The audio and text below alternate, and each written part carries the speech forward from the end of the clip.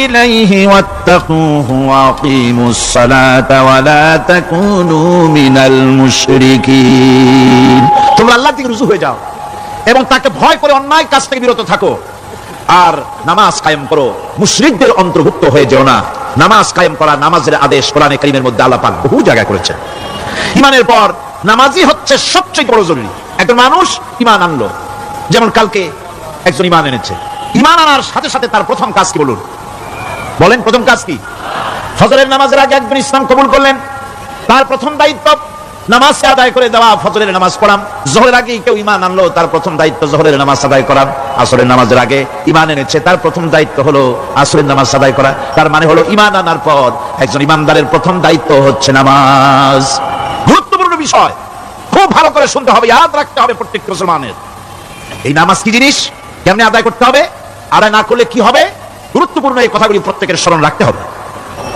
কিয়ামতের দিন মানুষ যে জাহান্নামে যাবে জাহান্নামের জন্য জাহান্নামে যে সব কারণে যাবে তার মধ্যে বড় কারণ কালকে বলেছিলাম দেখি মনে আছে নাকি বড় কারণ কয়টা আলহামদুলিল্লাহ মনে আছে আল্লাহ রাব্বুল আলামিন বলেন ইয়াতাসাআলুনা আনিল মুজরিমিন কিয়ামতের দিন অপরাধীদেরকে জিজ্ঞেস করা হবে মা সালাকাকুম ফি সাকার জাহান্নামে কেন আসছো জবাবে তারা বলবে قالوا لم نك من المصلين ولم نك نطعم المسكين নামাজ পড়ি নাই আর এতিম মিসকিনদের খেতে দেই নাই এই কারণেই জাহান্নামে এসেছি কোন নাউজুবিল্লাহ নামাজ যারা পড়বে না জাহান্নামে যেতে হবে কোথায় যেতে হবে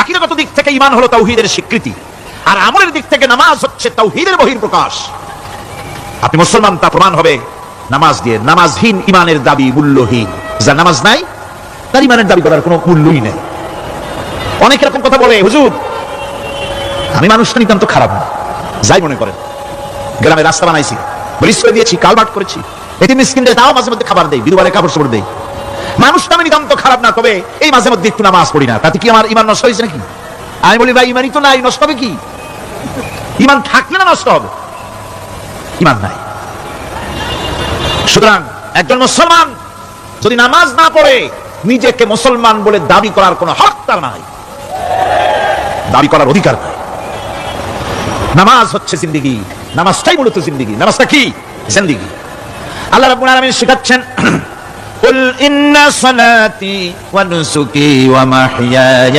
ومماتي لله رب العالمين محبت الشرع সবাই পড়েন قل إن صلاتي ونسكي ومحياي ومماتي لله رب العالمين বলো আমার নামাজ বলো আমার নামাজ আমার কুরবানি আমার হায়াত আমার মওত সবকিছুই আল্লাহ রাব্বুল আলামিনের জন্য নিবেদিত আমার বেঁচে থাকা আমার মরে যাওয়া সব আল্লাহর জন্য আল্লাহ রাব্বুল আলামিন তার জন্য সবকিছু নিবেদিত করতে হবে আল্লাহ পাকের গোলাম আমাদের বানিয়েছেন আল্লাহ আমাদের গোলামি করা লাগবে আর গোলামির নমুনা যাকাত দিয়া হজ দিয়া দান দিয়া সদকা দিয়া কোন জিনিস দিয়ে নামাজের মতো গোলামির উৎকৃষ্ট প্রমাণ বা নমুনা আর কিছুতে নাই আমি যে গোলাম তার উৎকৃষ্ট প্রমাণ হচ্ছে নামাজ নামাজেই একটা মানুষ গোলামির অনুভূতিতে তাকে নিয়ে যায় বাদশা হোক মন্ত্রী হোক বীর হোক মরানা হোক মহাদ্দেশ হোক বড় লোক হোক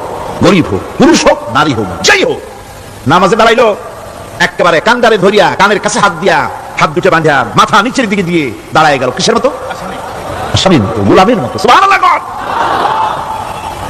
এদিক ওদিক তাকাইতে পারবা না চোখটা থাকবে সেজদা যেখানে দিবার সেখানে তাকানো নিষেধ সেজদার দিকে তাকাও এরপরে যখন রুকুতে গেলেন গোলামির নমুনা হয়ে গেল গোলামের এরকম মাথা নিচু করে থাকতে হয় প্রভুর সামনে গেলেন রাজা বাদশাহ বড় লোক সব অহংকার চূর্ণ হয়ে গেল নাক আর কপাল দিয়া আমার মাবুদের দরবারে মাথাটা লাগাই দিলাম জমিনের উপরে সুবহানাল্লাহ আমি আমার ভাষায় কথাটা এভাবে বলি এই জমিনটা যদি কাগজ হয় আর আমার নাকটার কপালটা যদি কলম হয় তাহলে আমি যে গোলাম দৈনিক 5 বার আমার নাকার কপাল দিয়া জমিন নামক কাগজের উপরে দাসখতের উপরে দৈনিক 5 বার নাকার কপাল দিয়া সই করে দেই আল্লাহ আমি তোমার গোলাম আর কারো গোলাম নই আমি একমাত্র তোমার গোলাম ঘুমের থেকে উঠে সেজদা দিয়া বলি দুপুরের সময় কাজ চালাইয়া আরেকবার বলি বিকেল আসার আগে আসরে আরেকবার বলি দিন যখন শেষ হয় আরেকবার বলি, রাতে যখন শুতে যাই আরেকবার সেজদা দিয়ে ঘোষণা করি, মাবুদ আমি তোমার গোলাম। সুবহানাল্লাহ। নামাজ হচ্ছে ইসলামের গণ্ডির মধ্যে প্রবেশের প্রমাণ। কোরআনে কারীম বলছে ফাইন তাবু ওয়া আকামুস সালাতা ওয়া আতাউজ যাকাতা ফাইখওয়ানুকুম ফিদ্দীন। সূরা তাওবা এসেছে। তারা যদি তওবা করে আর নামাজ কায়েম করে, যাকাত যদি আদায় করে, তাহলে এখন তোমাদের সে দিনী ভাই, এখন ভাই হয়ে গেল। একটু আগে ছিল কাফের মুশরিক, এখন তোমার দিনী ভাই।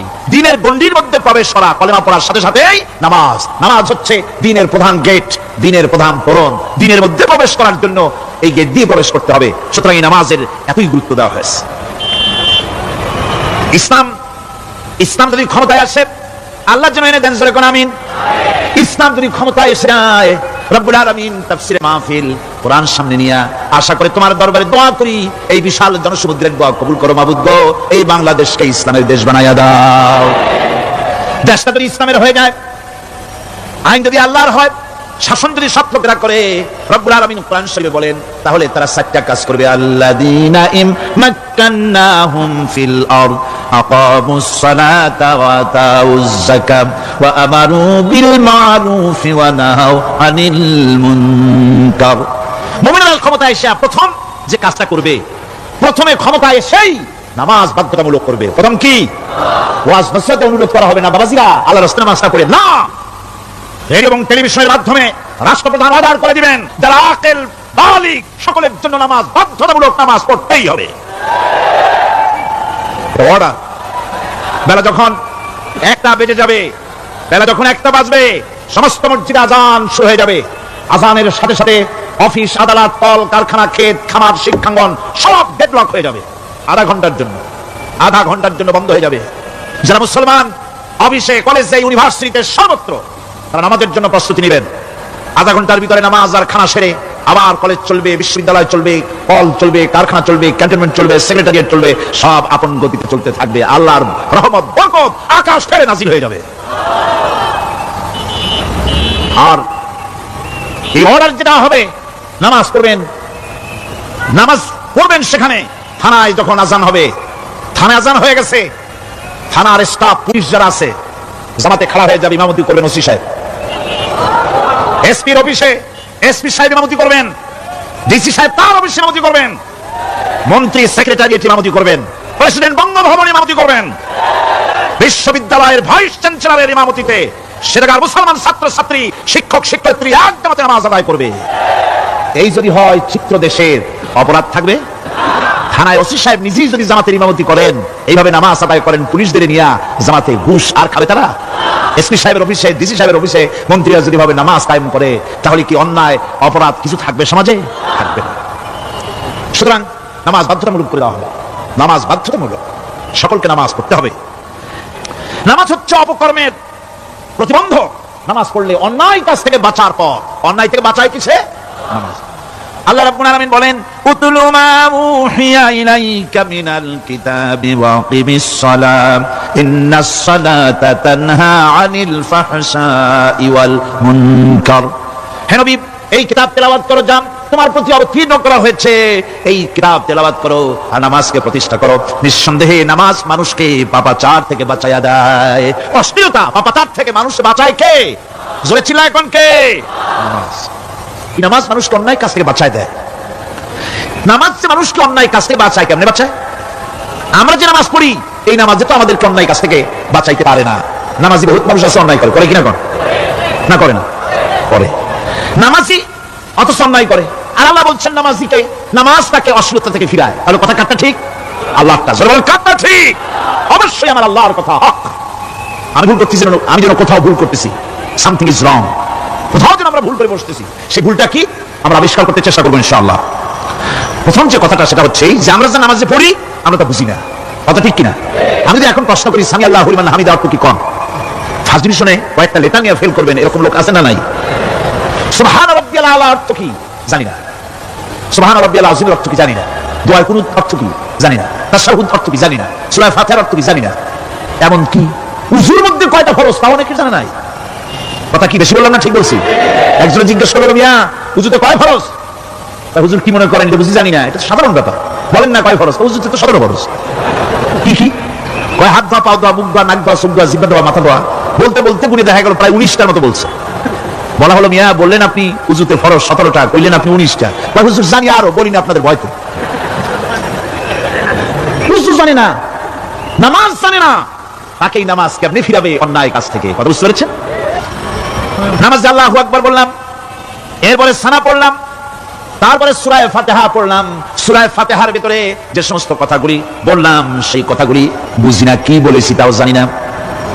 এরপরে সুবহান রাব্বিয়াল আলা বলেছি, সুবহান রাব্বিয়াল আযীম বলেছি, সামি আল্লাহু লিমান হামিদা বলেছি, অর্থ কি জানি না। আল্লাহ তার শুনতে পান, যে ব্যক্তি আল্লাহর প্রশংসা করেন তিনি তার শুনতে পান। নামাজের মধ্যে আইডিয়া দেওয়া হচ্ছে, তুমি যে আল্লাহর জন্য নামাজ পড়তেছো, প্রশংসা করতেছো, এটা এমন নয় যে আল্লাহ পাক দেখছেন না বা শুনতেছেন না। তুমি যা বলতেছো, প্রশংসা করতেছো, আল্লাহ পাক তা শুনতে পাচ্ছেন। সামি আল্লাহু লিমান হামিদা, সুবহান রাব্বিয়াল আলা, আমি মহান সর্বশ্রেষ্ঠ আল্লাহ রাব্বুল আলামিনের পবিত্রতা ঘোষণা করছি, আমি তার প্রশংসা করছি। সূরা ফাতিহার কি আমরা বলি, আপনারা ব্যাখ্যা দেখে বুঝে নিয়েন, সেগুলি আমি এখানে বলে বাকি কথা সব শেষ করতে পারবো না। নামাজে কি পড়েন সেটা যদি জানতেন, অবশ্যই আল্লাহ রাব্বুল আলামিনের কথা কার্যকরী হয়ে যেত। ইন্নাস সালাতা তানহা আনিল ফাহশাই ওয়াল মুনকার, নামাজ মানুষকে পাপের কাজ অশ্লীলতা থেকে ফিরাতে পারে।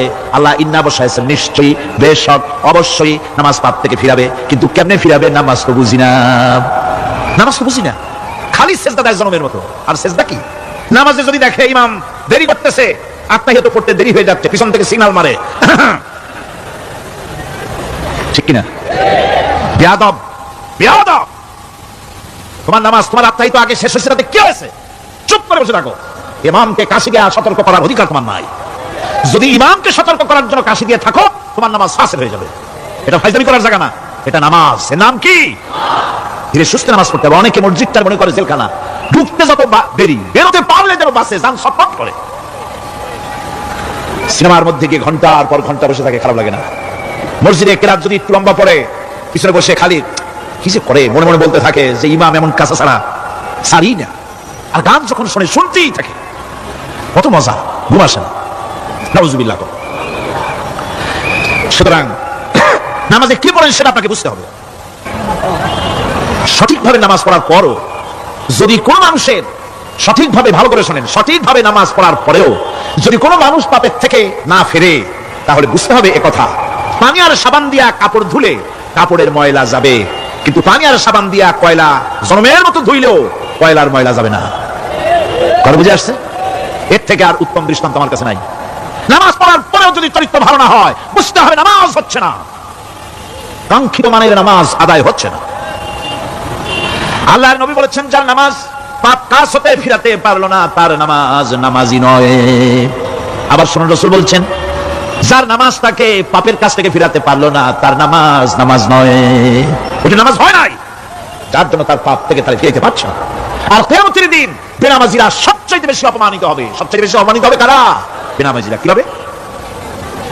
ইয়াউমা ইউকশাফু আন সাকিন ওয়া ইউদআউনা ইলাস সুজুদি ফালা ইস্তাতিউন।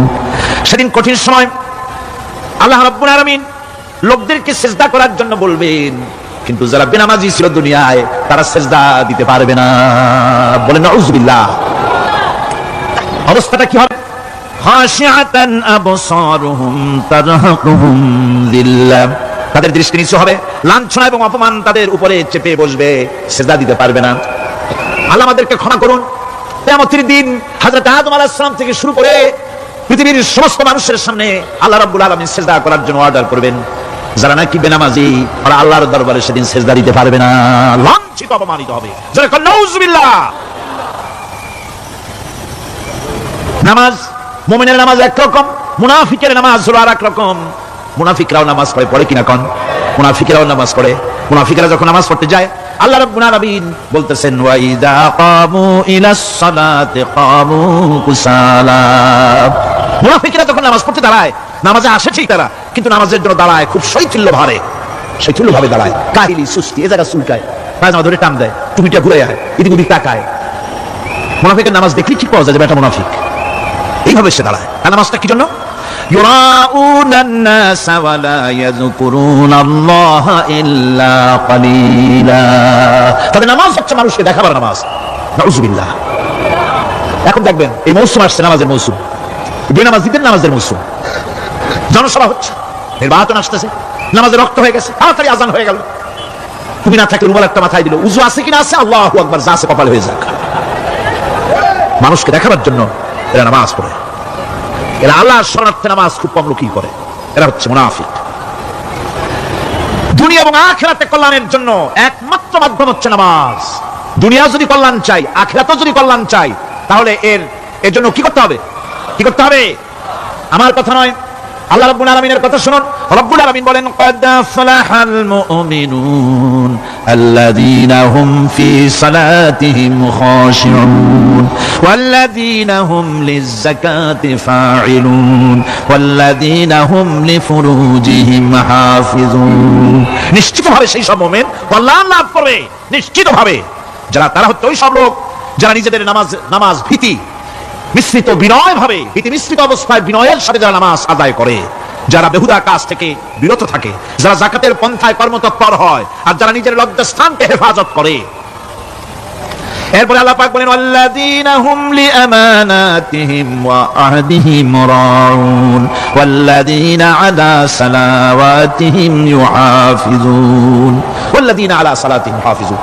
আর যারা তাদের আমানাতকে পূর্ণ করে, আমানাত এবং তাদের ওয়াদা চুক্তি পূর্ণ করে, এবং যারা নিজেদের নামাজ সমূহকে পূর্ণভাবে হক আদায় করে নামাজ পড়ে, নামাজের যারা হেফাজত করে, এরা কারা? এরা হচ্ছে উলাইকা হুমুল ওয়ারিসুন আল্লাযীনা ইয়ারিসুনাল ফিরদাউসা হুম ফিহা খালিদুন। এরা হচ্ছে সেই সব লোক, এরা উত্তরাধিকার হচ্ছে জান্নাতের উত্তরাধিকারী, জান্নাতুল ফিরদাউসে আল্লাহ রাব্বুল আলামিন এই গুণ বিশিষ্ট লোকদের জন্য জায়গা করে দিবেন। জোরে কোন সুবহানাল্লাহ। নামাজকে পড়তে বলা হয়নি, কোরআন শরীফে বলা হয়েছে নামাজ কায়েম করো। কি বলা হয়েছে? কত দেখি, নামাজ কায়েম করো, নামাজ পড়ো। এই কথা কিন্তু কোরআন শরীফে কোন জায়গায় আছে নাকি? এখন কায়েম করা কারে বলে? এটা গুরুত্বপূর্ণ আরেকটি বিষয়। নামাজ কায়েম করতে বলা হয়েছে। কায়েম কি? কায়েমটা হচ্ছে দৃষ্টান্ত স্বরূপ বলা যায় যে জিনিসটা সমাজে প্রতিষ্ঠিত আছে ওইটারে বলে কায়েম হওয়া, আর যেটা প্রতিষ্ঠিত নাই ওটা কায়েম নাই। কায়েম মানে হলো প্রতিষ্ঠিত থাকা। যেমন আমাদের দেশে, আমাদের সমাজে নারী, পুরুষ, শিশু, বৃদ্ধ সকলেই কাপড় পরা, শাড়ি পরা, লুঙ্গি পরা, এই কাপড় পরাটা কায়েম আছে, প্রতিষ্ঠিত আছে না নাই? যার কারণে কাপড় পরা সমাজে কায়েম আছে বলে উলঙ্গ মানুষ সমাজে খুঁজে পাওয়া যায় না, পাগল ছাড়া, ঠিক কিনা? একটা বাচ্চাকে যদি উলঙ্গ হতে বলেন এখানে 5 বছর 6 বছর একটা বাচ্চাকেও, সে কিন্তু রাজি হবে না, ঠিক কিনা? যেহেতু কাপড় পরা সমাজে প্রতিষ্ঠিত আছে, সেহেতু উলঙ্গ মানুষ পাওয়া যায় না, কাপড় পরাটাই এখানে প্রতিষ্ঠিত। সুতরাং এখন অবস্থাটা এই হয়েছে, কাপড় পরা প্রতিষ্ঠিত আছে বলে কোন উলঙ্গ মানুষের সাথে এই মঞ্চে দাঁড়ায় আর বলে আমাকে একটু বক্তৃতা করতে দেন, আপনারা কি করবেন? মঞ্চে টুপি দিবেন না। উলঙ্গ মানুষ যদি কোনো চাকরি নিতে যায় ইন্টারভিউতে, তাকে লাইনে দাঁড়াইতে দেবে? দেবেন না। এমনকি উলঙ্গ হয়ে যদি বাড়িতে প্রবেশ করে তার বউ দূর দূর করে দাঁড়ায় দেবে, ঠিক কিনা? যেহেতু সমাজের ভিতরে কাপড় প্রতিষ্ঠিত আছে, সেই জন্য এই উলঙ্গ মানুষ পাওয়া যায় না।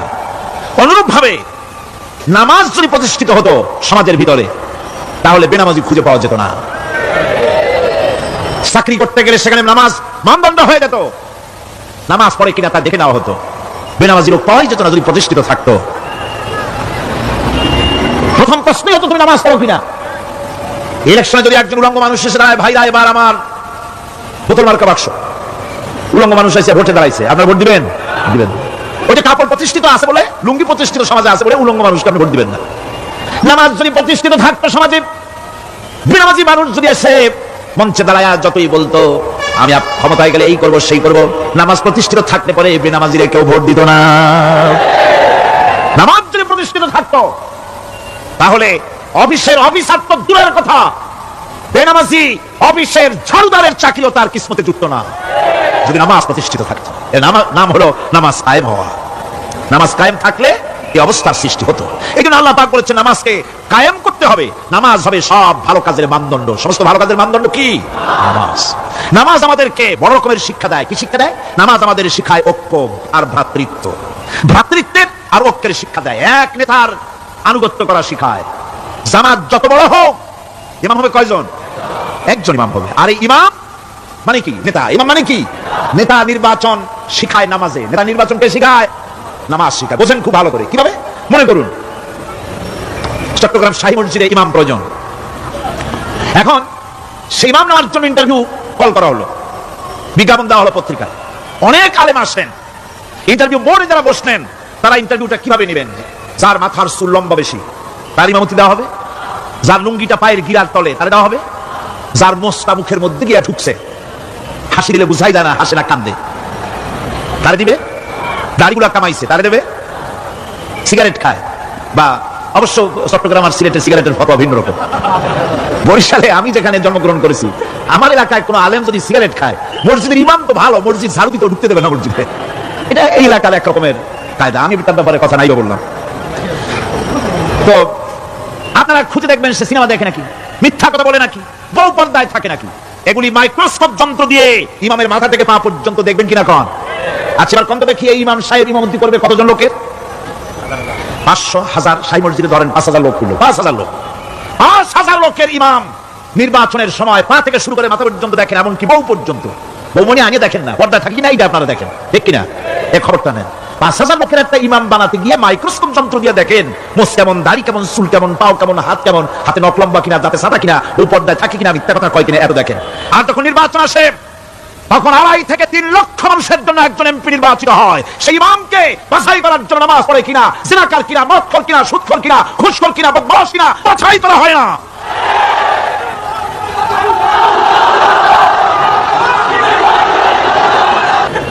নামাজ আমাদেরকে এটা শিখায়, ইমাম কেমনে বানাইতে হবে। সুবহানাল্লাহ। নামাজ ঐক্য শিখায়, নামাজ ভ্রাতৃত্ব শিখায়, নামাজ পারস্পরিক মহব্বত শিখায়, নামাজ নেতা কেমন হওয়া উচিত, নেতা নির্বাচন শিখায়।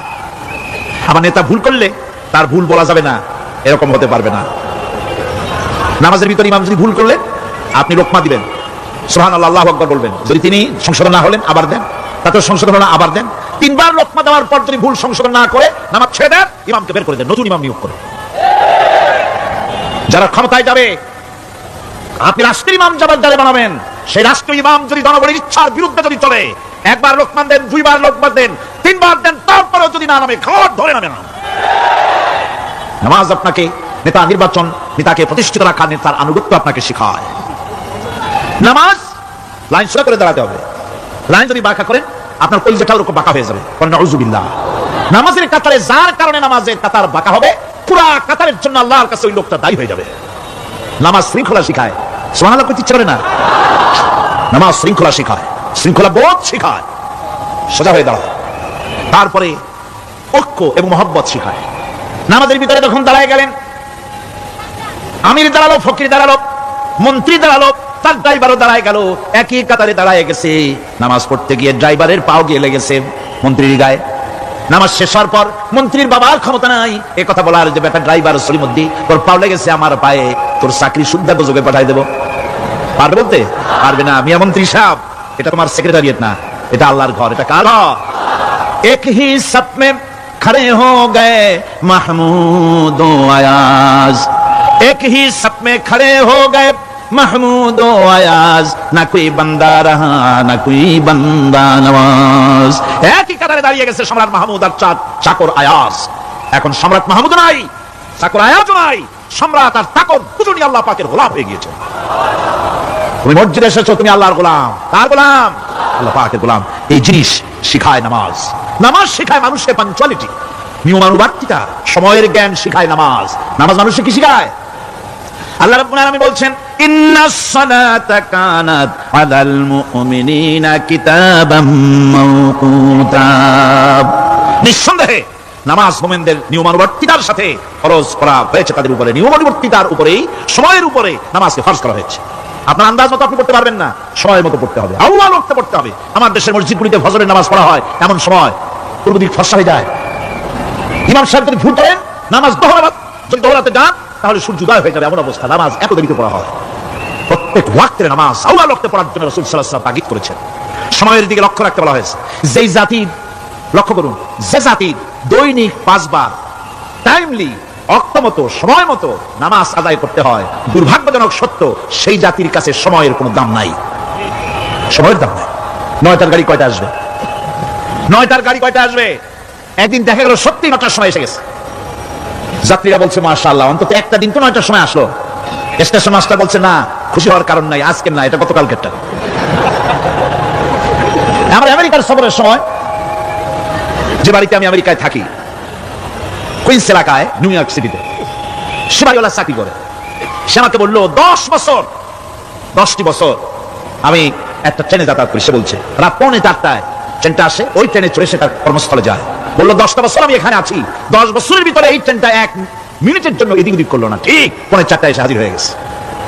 ঝড় হোক, বৃষ্টি হোক, স্নো পড়ুক, বরফ পড়ুক, টাইমলি চলতেছে। দুনিয়ায় ভিন্ন জাতিরা যে উন্নতি করে তার পেছনে সময়ের জ্ঞান তাদের অনেক বেশি আমাদের থেকে, কথা ঠিক কিনা? আমাদের সময় জ্ঞান নাই, সময়ের কোনো মূল্য আমরা দেই না। 2টার সময় মিটিং হবে, মন্ত্রী সাহেব আসেন 5টার সময়, ঠিক কিনা? বক্তৃতার জন্য সময় দেওয়া হয়েছে 20 মিনিট, নাহমাদু রাসূল আল্লাহ কইয়া সুর দিয়া 35 মিনিট গেছে নাহমাদু কইতে কইতে, সময় 20 মিনিট তার মনেই নেই। এই যে সময়ের জ্ঞান নাই, এটা ব্যর্থতা। নামাজ মানুষকে সময়ের জ্ঞান শিখায়, কোন আলহামদুলিল্লাহ। এই সময়ের জ্ঞান আমাদেরকে শিখতে হবে। এবার আমি আপনাদের সামনে বলতে চাই, আল্লাহর নবী জনাবে মুহাম্মদ রাসূলুল্লাহ সাল্লাল্লাহু আলাইহি ওয়াসাল্লাম নামাজের ব্যাপারে কি বলছেন। এতক্ষণ তো আল্লাহর কথা শোনালাম, কার কথা শোনাইছে? আমার আল্লাহর নবী বলেন, নবীকে প্রশ্ন করা হলো, ইয়া রাসূলুল্লাহ আইয়ু শাইইন আহাব্বু ইনদাল্লাহি ফিল ইসলাম, ইসলামের মধ্যে আল্লাহর কাছে কোন জিনিসটা বেশি প্রিয়? আল্লাহর কাছে ইসলামের কোন জিনিসটা বেশি প্রিয়? হুজুর বললেন আস-সালাতু লিওয়াক্তিহা, মান তারাকা সালাতান ফালা দীনা লাহু ওয়াস সালাতু ইমাদুদ্দিন। আল্লাহর কাছে সবচেয়ে বেশি প্রিয় হচ্ছে নামাজ। সবচেয়ে প্রিয় কি? নামাজ। কত নামাজ আদায় করা আল্লাহ পাকের বেশি প্রিয়। আর এই নামাজ হচ্ছে দিনের খুঁটি। এটা দিনের কি খুঁটি? এই যে খুঁটিগুলো আছে, খুঁটিগুলো ফালাই দিলে তারপরে আপনার এই প্যান্ডেল থাকবে? থাকবে না। বিল্ডিং এর পিলার ভেঙে দেন, বিল্ডিং ঠিকবে? ঘরের খুঁটিগুলি উড়াই ফেলেন, ঘর ঠিকবে? ঠিকবে না। দিনের খুঁটি হচ্ছে নামাজ। লা দীনা লিমান লা সালাতা লাহু, যার কাছে দিন নাই, যার কাছে নামাজ নাই, তার কাছে কি নাই? দিন নাই, ঈমান নাই। আল্লাহর নবী বলেছেন, ওয়ান জাবির রাদিয়াল্লাহু তাআলা আনহু قال قال رسول الله صلى الله عليه وسلم بين العبد وبين الكفر ترك الصلاه। আল্লাহ পাকের নবী বলেন, আল্লাহর বান্দার মুমিন, আল্লাহর বান্দার কাফের, দুইজনের মধ্যে পার্থক্য হলো যে ব্যক্তি নামাজ পড়ে সে আল্লাহর গোলাম, যে নামাজ পড়ে না সে কাফের হয়ে গেল। যে নামাজ পড়লো না সে কাফের হয়ে গেল। মান তারাকা সালাতান মুতাআম্মিদান ফাকাদ কাফারা, যে ব্যক্তি ইচ্ছে করে নামাজ ছেড়ে দিল সে কাফের হয়ে গেল। বলেন নাউযু বিল্লাহি মিন যালিক। এইজন্য নামাজ আদায় করা বাধ্যতামূলক প্রত্যেকটি মুসলমানের জন্য। রাসূল করিম সাল্লাল্লাহু আলাইহি ওয়াসাল্লাম একটা দৃষ্টান্ত দিয়েছেন। তার বাড়ির সামনে যদি একটা নাহার থাকে, একটা পুকুর থাকে, একটা খাল থাকে প্রবাহিত, এতে যদি ওই বাড়িওয়ালা দৈনিক 5 বার গোসল করে তাহলে তার গায়ে কি কোনো ময়লা থাকে? হুজুর সাহাবীরা বললেন না হুজুর, থাকে না। হুজুর বলেন এটাই হলো নামাজের দৃষ্টান্ত। 5 ওয়াক্ত নামাজ আদায় করবে, সেই গুনাহ থেকে আল্লাহ পাক তাকে পবিত্র করে দিবেন। সুবহানাল্লাহি ওয়া বিহামদিহি। আমার ভাইরা, নামাজ পড়লে পরে এক জুমা থেকে আরেক জুমা পর্যন্ত মানুষ যে সমস্ত গুনাহ করে, কবিরা গুনাহগুলি বাদে, শিরকার কবিরা গুনাহগুলি বাদে যত গুনাহ আছে তার কাফারা হয়ে যায়। নামাজ যে সঠিকভাবে আদায় করবে, এই নামাজটা একটা কঠিন কাজ। নামাজটা কি কাজ? কি বলতেছেন কথা আল্লাহ পাক? ওয়া ইন্নাহা লাকাবীরাতুন ইল্লা আলাল খাশিঈন। নামাজ একটা ভারী জিনিস, একটা কঠিন জিনিস। কাদের জন্য কঠিন নয়? যারা নাকি আল্লাহ পাককে ভয় করে। الذين يظنون أنهم ملاقو ربهم وأنهم إليه راجعون। যারা নাকি একথা মনের ভিতরে ধারণা করে যে আল্লাহ রাব্বুল আলামিনের দরবারে আমার হাজির হওয়া লাগবে, মোলাকাত করা লাগবে, এই চিন্তা যারা করে তাদের জন্য নামাজ মোটেই কষ্টকর নয়, নামাজ মোটেই তাদের জন্য অসহনীয় নয়, বোঝা নয়, ভার নয়। তারা নামাজ আদায় ঠিকই করবে। এই জন্য বিবি বাল বাচ্চা সকলকে নামাজের জন্য তাগিদ করতে হবে। যত ভাই এখানে এসেছেন নিজেরা পড়বেন, বিবি বাল বাচ্চাকে তাকিদ করবেন। আল্লাহ পাক বলছেন ওয়া আনজির আশীরাতাকাল আকরাবিন, তোমার নিকটবর্তী যারা আছে তাদেরকে তুমি আল্লাহর ভয় দেখাও। নামাজের জন্য তাদেরকে বলো আল্লাহর ভয় তাদের অন্তঃকরণের মধ্যে সৃষ্টি করে দাও। এই নামাজ পড়তে হবে জামাতের সাথে। নামাজ পড়তে হবে কিছুর সাথে? জামাতের সাথে। রাসূল করিম সাল্লাল্লাহু আলাইহি ওয়াসাল্লাম বলছেন, হুজুরের কাছে, আল্লাহর নবীর কাছে হযরত আবু হুরায়রা রাদিয়াল্লাহু তাআলা আনহু হাদিসটি বর্ণনা করেছেন। হুজুরের কাছে একজন অন্ধ লোক এলো। সে অন্ধ লোক এসে বললেন, হুজুর আমি তো চোখে দেখি না, জামাতের যে গুরুত্বের কথা আপনি বললেন, আমাকে কি রুখসত দেওয়া যায় নাকি? আমি অনেক সময় সাথী সঙ্গী পাই না, আমাকে কি রুখসত দেওয়া যায় নাকি? হুজুর বললেন হ্যাঁ, তোমাকে রুখসত দেওয়া গেল। অন্ধ যখন হেঁটে যাচ্ছেন, নবীজি তাকে আবার ডাকলেন, ডেকে জিজ্ঞেস করলেন, অন্ধ নামাজের মসজিদের আজান কি তোমার কানে যায়? বলে আমি আজান শুনি। হুজুর বললেন আজানের জবাব দিবা, মসজিদে এসে জামাতে নামাজ পড়বা। একজন অন্ধকে রুখসত দেওয়া হয় নাই। মসজিদে আজান শোনার পর ঘরে বসে যদি নামাজ আদায় করেন, নামাজের হক আদায় হবে না। রাসূল সাল্লাল্লাহু আলাইহি ওয়াসাল্লাম বলেছেন, মসজিদে আজান হওয়ার পর ব্যক্তি ঘরে বসে নামাজ পড়ে, আমার ইচ্ছা হয় ঘরটা আগুন দিয়ে জ্বালাই দেই। কে বলতেছেন? রাহমাতুল্লিল আলামিন বলতেছেন। রাহমাতুল্লিল আলামিন বলতেছেন ঘরের মধ্যে যদি মেয়ে লোক আর বাচ্চারা যদি না থাকতো তাহলে আমার ইচ্ছা হয় আমি বলি আগুন দিয়ে ঘরটা জ্বালায় দাও। এই ঘরের মহব্বতই তো সে বাইর হয় না। নামাজের এত বড় গুরুত্ব দেওয়া হয়েছে। আমার বন্ধুগণ, এই নামাজের জামাতি আল্লাহর নবী জীবনের শেষ নামাজ জামাতে আদায় করেছেন। জীবনের শেষ নামাজটাও জামাতে আদায় করলেন।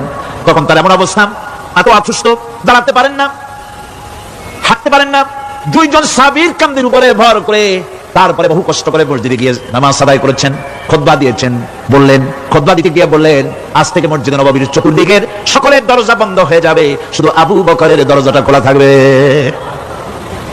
আল্লাহর নবী বললেন, আল্লাহ রাব্বুল আলামিন এই পৃথিবীতে তার এক বান্দাকে জাগতিক সব সম্পদ দিতে চেয়েছিলেন, কিন্তু সে বান্দা সব জাগতিক সম্পদকে উপেক্ষা করে মাবুদের সঙ্গে দেখা করা বেশি জরুরি, বেশি পছন্দ মনে করেছেন। এতটুকুন কথা নবীজি বললেন, কেউ কিছু বুঝতো না। হযরতে আবু বকর রাদিয়াল্লাহু তাআলা আনহু হুজুরের এই কথা শুনে কাঁদতে কাঁদতে তিনি অস্থির হয়ে যাচ্ছেন। সাহাবীরা চিন্তা করলেন, হুজুর কান্না কার কথা বলেছেন, তাতে কান্নার কি আছে? বয়োবৃদ্ধ জ্ঞান বৃদ্ধ হযরত আবু বকর রাদিয়াল্লাহু তাআলা আনহু বুঝতে পেরেছেন এই পৃথিবীর সব সম্পদ তো আল্লাহ হুজুরকেই দিতে চেয়েছিলেন। তিনি সমস্ত সম্পদকে উপেক্ষা করে তার মাবুদের সঙ্গে দেখা করার জন্য প্রস্তুতি নিয়েছেন। তার মানে হলো আল্লাহর নবী বিদায় হয়ে যাবেন, আমরা নবী থেকে এতিম হয়ে যাব। নবীজি ঘরের মধ্যে প্রবেশ করলেন, প্রচন্ড জ্বর এলো। এই প্রচন্ড জ্বর নিয়ে তিনি শুয়ে আছেন, কখনো বেহুশ কখনো হুশ। এর মধ্যে সারা জান হয়ে গেল। সাহাবীরা বহুক্ষণ অপেক্ষা করে হযরত আবু বকরের ইমামতিতে নামাজ শুরু করলেন। হুজুরের হুশ এলো, প্রশ্ন করলেন, আয়েশা রে এখন কোন সময়? হযরত আয়েশা বলেন, ইয়া রাসূলুল্লাহ, মসজিদে নববীতে নামাজ শুরু হয়ে গেছে। সাহাবীরা অনেকক্ষণ অপেক্ষা করে আমার বাবার ইমামতিতে নামাজ পড়তেছে সবাই, কিন্তু সাহাবীরা কেঁদে কেঁদে নামাজের মধ্যেই কাঁদতে কাঁদতে অস্থির হয়ে যাচ্ছে। তাদের মনে ধারণা হয়েছে নবীজির পেছনে নামাজ পড়ার কিসমত থেকে তারা মাহরুম হয়ে গেল। নবীজি বলেন, আয়েশা দরজা খুলে দাও আর আমার মাথাটা একটু উঁচু করে ধরো, আমি একটু নামাজের দৃশ্যটা দেখি। দরজা খুলে দেওয়া হলো, নবীজির মাথা উঁচু করে ধরা হলো। নামাজের জামাতের দৃশ্য দেখে নবীজি আবার শুয়ে পড়লেন। হযরত আয়েশা লক্ষ্য করে দেখেন নবীজির দুই চোখের কোণা দিয়ে পানি পড়তেছে। মা আয়েশা জিজ্ঞেস করেন, ইয়া রাসূলুল্লাহ, নামাজের দৃশ্য দেখে চোখে কেন পানি এলো? হুজুর বলেন, আয়েশা রে এটা কোনো দুঃখের পানি নয়, এটা তৃপ্তির পানি। এই যে জামাত নামাজ পড়তেছে লোকেরা, এই জামাত কায়েমের জন্য তায়েফের ময়দানে অনেক রক্ত আমার ঝরেছে, উহুদের ময়দানে দান মুবারক শহীদ হয়েছে, সাহাবায়ে কেরাম জীবন দিয়েছে। এই যে জামাত আমি দেখতে পেলাম, ভবিষ্যতের একটা ছবি যেন চোখে ধরা পড়লো। আমার মনে হলো কিয়ামত পর্যন্ত এই পৃথিবীতে আমার যত উম্মত আসবে তারা এইভাবে করে জামাতে নামাজ আদায় করবে। নবীজি মাথার কাছে মালাকুল মউত যখন এসে গেছেন, আমার ভাইরা এই পৃথিবীতে যত নবীরা এসেছিলেন মৃত্যুর সময় সমস্ত নবীরা শেষ কথা যেটা বলেছেন, হাদিস, সমস্ত নবীরা উম্মতের জন্য মৃত্যুর মুহূর্তে শেষ কথা যেটা বলেছেন সেটা হলো আসসালাত, আসসালাত, নামাজ, নামাজ। আমার নবী যখন বিদায় হয়ে যান, বিদায় মুহূর্তে মেয়ের কথা বললেন না, কলিজার টুকরা নাতির কথা বললেন না, জামাইয়ের কথা বললেন না, স্ত্রীর কথা বললেন না, মৃত্যুর সময় শেষ কথা বললেন আসসালাত, আসসালাত ওয়া মা মালাকাত আইমানুকুম, নামাজ, নামাজ, আমার উম্মতেরা নামাজ, আমার উম্মতেরা নামাজ ছেড়ে দিও না, নামাজ। যেই নবী উম্মতের জন্য এত কাঁদলেন, নামাজের জন্য এত কথা বলে গেলেন, আল্লাহ রাব্বুল আলামিন নামাজের জন্য এত নির্দেশ করলেন, নবীজি ইন্তেকালের সময় নামাজের কথা বলে দিলেন, সেই মুসলমান আজ নামাজ আদায় করে না, নামাজ পড়ে তো নামাজ শুদ্ধ হয় না। হযরত হুযায়ফা রাদিয়াল্লাহু তাআলা আনহু তিনি একবার ইয়েমেন সফর করেছিলেন, এক মসজিদে নামাজ পড়লেন। একজনকে তিনি নামাজ পড়তে দেখলেন, নামাজ পড়তে দেখে তিনি অপেক্ষা করলেন। লোকটার নামাজ হয়ে যাওয়ার পর তিনি প্রশ্ন করলেন, আল্লাহর বান্দা তুমি কতদিন এরকমের নামাজ পড়তেছো? তিনি বললেন, প্রায় 40 বছর তো হবে আমি এরকম নামাজ পড়তেছি। হযরত হুযায়ফা বলেন, তুমি কি আমারে চেনো? কয় না, চিনি না।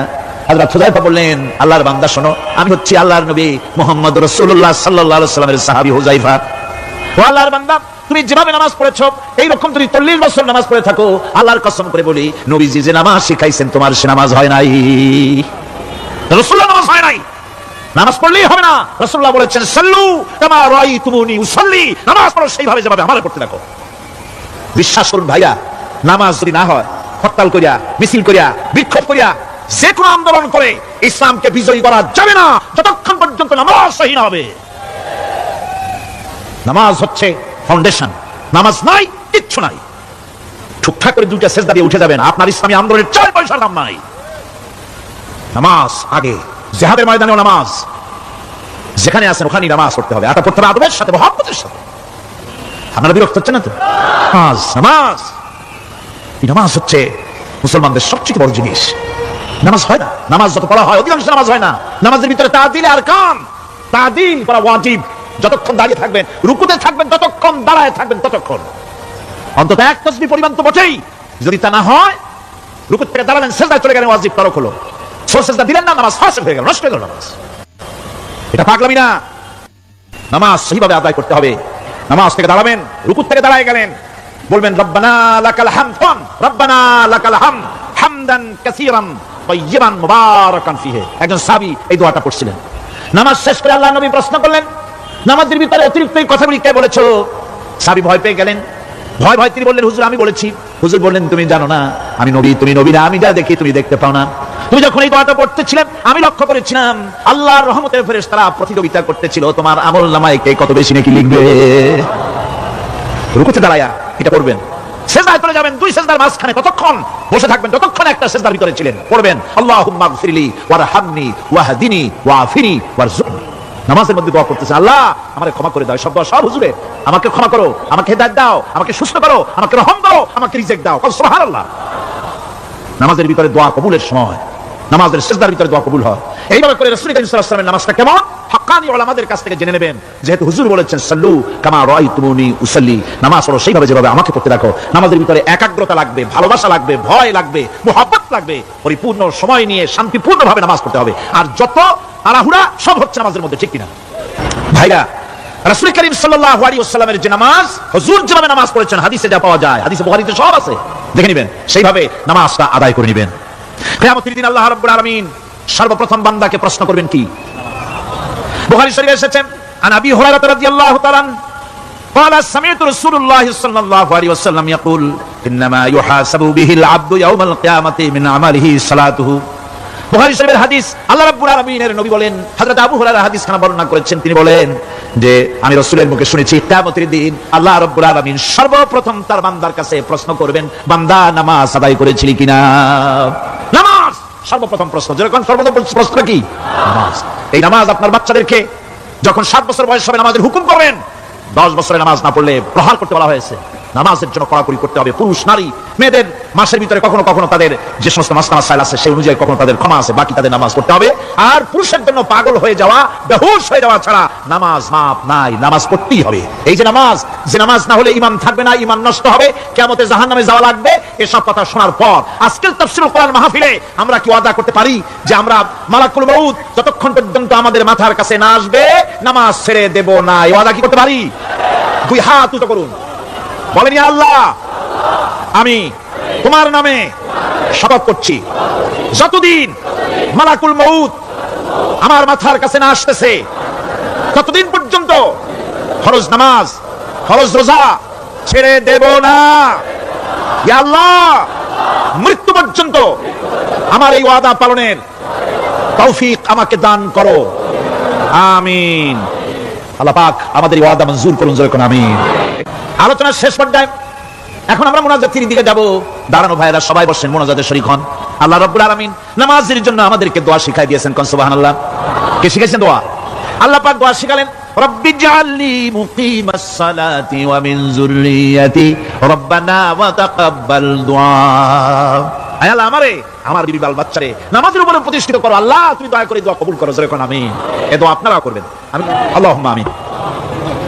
রব্বানা যালামনা أنفسنا وإن لم تغفر لنا وترحمنا لنكونن من الخاسرين ربنا لا تزغ قلوبنا بعد إذ هديتنا وهب لنا من لدنك رحمة إنك أنت الوهاب سبحان ربك رب العزة عما يصفون وسلام على المرسلين والحمد لله رب العالمين واجعل آخر كلمة عند الموت لا إله إلا الله محمد। কোন ইতিম যেন বলতে না পারে নবীজি আমার ব্যাপারে কি বলবেন, আমি তো ইতিম মানুষ, আর তিনি আমার ব্যাপারে কিভাবে আমার দরদ বুঝবেন।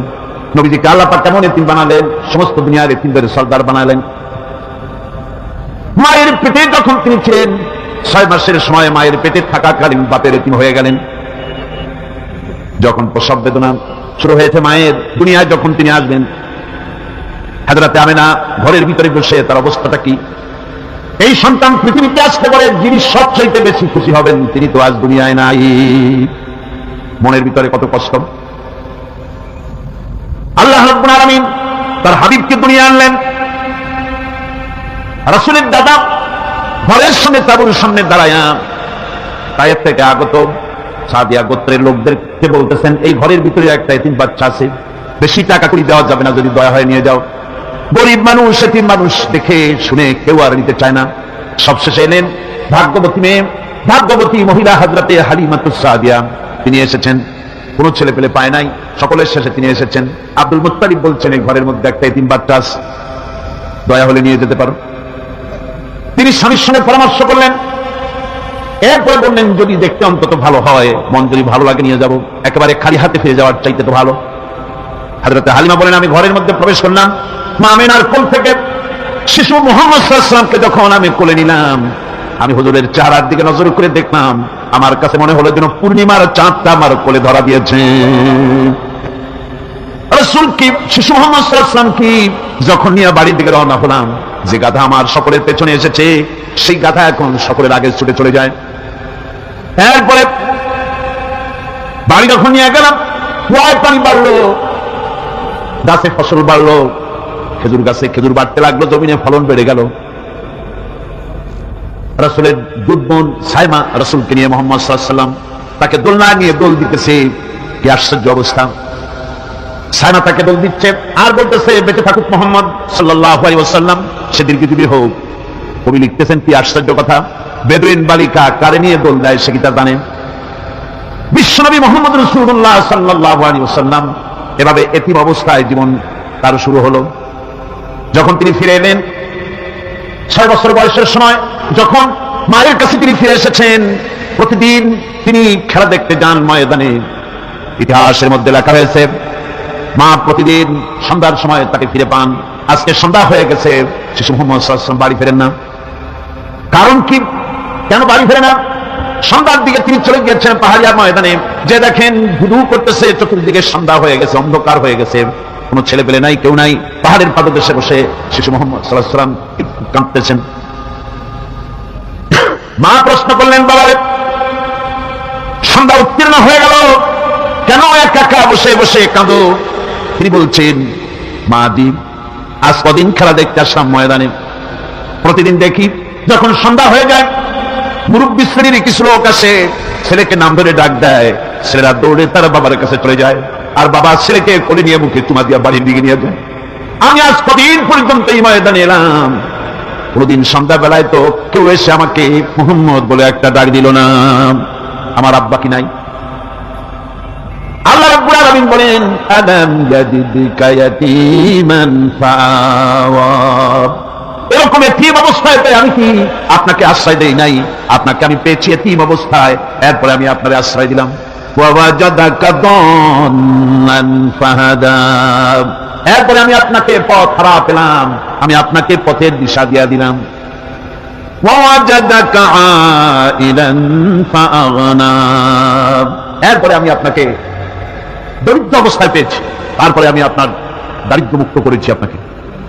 সুতরাং ফাআম্মাল ইয়াতীমা ফালা তাকহার ওয়া আম্মাস সাইলা ফালা তানহার ওয়া আম্মা বিনি'মাতি রাব্বিকা ফাহাদ্দিস। সুতরাং নবী, ইয়াতীমের প্রতি নির্মম ব্যবহার করো না, ইয়াতীমের প্রতি ভালো ব্যবহার করো, নির্মমতা দেখাও না, আর ভিক্ষুককে ধমক দিও না, রূঢ়তা দেখিও না, আর আল্লাহর নিয়ামতের প্রশংসা করো। বহুত মানুষ আছে এতিমরে গলায় ধাক্কা দেয়। মানুষ যখন ভিক্ষা নিতে আসে, গরিব মানুষ ভিক্ষা চাইতে আসছে, ওই মেয়ে আপনি জানো, দোয়া করুন জানো, বাড়িতে কাজ করবা, এই সব আজে বাজে কথা বলে ভিক্ষা দেয় না। সাইলকে ধমক দিতে রাসূল করিম সাল্লাল্লাহু আলাইহি ওয়াসাল্লাম নিষেধ করেছেন, সাইলকে ধমক দিও না। গাড়িতে বসে যাচ্ছেন সাহেব, ট্রাফিক পড়ে, যখন সিগন্যাল জ্বলল, গাড়িগুলি দাঁড়ায় গেল, ফকির এসেছে, হাত নাই পাও নাই, বুড়া মানুষ, একটা পয়সা বার করে না। আবার এই মানুষটি ওই ফকিরকে ধমক দিয়ে বার করে দিল। এরপরে এই লোকটি যখন কোন মাজারের কাছে পৌঁছে গেল, 500 টাকার কড় করে নোটটা ফেলে দিল। বলেন, টাকা দরকার কার? মরা মানুষের না জিন্দা মানুষের? কার দরকার? যার টাকা দরকার ছিল তারে দেওয়া হলো না, যার দরকার নাই তারে দেওয়া হলো। এরপরে লোকটা না খেয়ে যখন মারা গেল, পথের ফকির, রাস্তার ফকির, না খেয়ে মারা গেছে। এরপরে তার কাপড়ের কাপড় নাই, লোকটাকে রাস্তার উপরে শোয়া একটা ছেঁড়া কাপড় দিয়ে ঢেকে রেখেছে। বড় লোকেরা সাহেবরা তখন গাড়ি দাঁড় করে আর 5 টাকা 2 টাকা করে তার লাশের উপরে মারতেছে। এটা মানবতার এর চাইতে লাঞ্ছনা, মানবতার জন্য এর চাইতে গঞ্জনা আর কিছুই হতে পারে না। মানবতার প্রতি লাঞ্ছনা এর থেকে আর দুর্নীতি কি হতে পারে? বেঁচে থাকার সময় 1 টাকা আপনি দিলেন না, মরে যাওয়ার পর বিদায় হয়েছে বালাই এখন দেওয়া শুরু করেছে। আমার বন্ধুগণ, এই জন্য এতিমের প্রতি দরদ করার জন্য আল্লাহ পাক কোরআনের ভিতরে পরিষ্কার বলেছেন। রাসূল করিম সাল্লাল্লাহু আলাইহি ওয়াসাল্লাম নিজে এতিম ছিলেন আর এতিমের প্রতি তার এত দরদ ছিল। একবার তিনি ঈদের দিকে নামাজ পড়ার জন্য যাচ্ছেন, প্রতিমধ্যে দেখেন একটা বাচ্চা ছেলে কাঁদতেছে। এই রাস্তায় কত মানুষ গেল, কেউ দাঁড়ালো না, থমকে বাচ্চার ক্রন্দন কাউকে থামাইতে পারলো না। কিন্তু বিশ্ব নবী, দয়ার নবী রাহমাতুল্লিল আলামিন বাচ্চার কান্না দেখে পাও বাড়াতে পারলেন না। নবীজি দাঁড়ায় গেলেন, জিজ্ঞেস করেন, ও বাচ্চা ঈদের দিনে কাঁদো কেন? ঈদের দিনে তো কাঁদতে নাই। বাচ্চা বলে, তোমার কাছে বলবো না, আমি সেই সকালবেলা থেকে বসে আছি, আমি যদি মক্কার আব্দুল্লাহর পুত্র মুহাম্মদ রাসূলুল্লাহ সাল্লাল্লাহু আলাইহি সাল্লামকে পাই, মনের দুঃখ তার কাছে বলবো। বিশ্ব নবী জমিনের উপরে বসে বললেন, বাচ্চারে কোলের উপরে উঠায় বলেন, বাচ্চা বলো কি তোমার দুঃখ? তুমি যার জন্য বসেছো আমি তো সেই এতিম নবী, কি বলতে চাও? বাচ্চা বলতেছেন, ইয়া রাসূলুল্লাহ, আমার বাবা মারা গেছে সেই ছোট্টবেলায়, একেবারেই তখন মায়ের পেট থেকে আসার পর বাপ মরে গেল। আমার মা আরেকজনের সঙ্গে বিয়ে বসেছে, সেই পুরুষকে আমারে দেখতে পারে না। আমার মা যদি আমারে কোলে করে এসে সহ্য করতে পারে না, আমারে চুমা খাইলে সহ্য করতে পারে না, আমারে খাবার দিলে মা মার খায়। আজ ঈদের দিনে রাতে আমার মা মাকে বললো, বাবারে তোমার কপাল খারাপ, তোমার বাবা মারা গেছে, তোমাকে সাহায্য করার কেউ নাই, আমি তোমার যত্ন করতে পারলাম না, কোলে নিয়ে চুমাও দিতে পারি না, আমার এমনই কপাল খারাপ। সুতরাং এতিমের দরদ এতিম ছাড়া কেউ বুঝবে না। তুমি আজ চলে যাও, ওই রাস্তায়, ঈদের রাস্তায় দাঁড়ায় থাকো, মাছের রাস্তার পাশে, বিশ্ব নবীর কাছে তোমার দুঃখ বলো, এতিমের দুঃখ তিনি বুঝবেন। আমি মায়ের কথা মতো এই জায়গায় এতক্ষণ বসে আছি, হুজুর আপনি দয়া করে, আমার কথা তো আপনার কাছে বললাম, আমার মনের এই দুঃখ। নবীজি বাচ্চার কথা শুনতেছিলেন, চোখ দিয়া পানি পড়তেছিল। বাচ্চাকে বুকের সঙ্গে জড়িয়ে ধরে নবীজি বলেন, ও এতিম, মুহাম্মদ সাল্লাল্লাহু আলাইহি ওয়াসাল্লাম যদি তোমার পিতা হন আর হযরতে আয়েশা যদি তোমার মা হয়ে যায়, বলো তোমার মনের দুঃখ মেটে নাকি?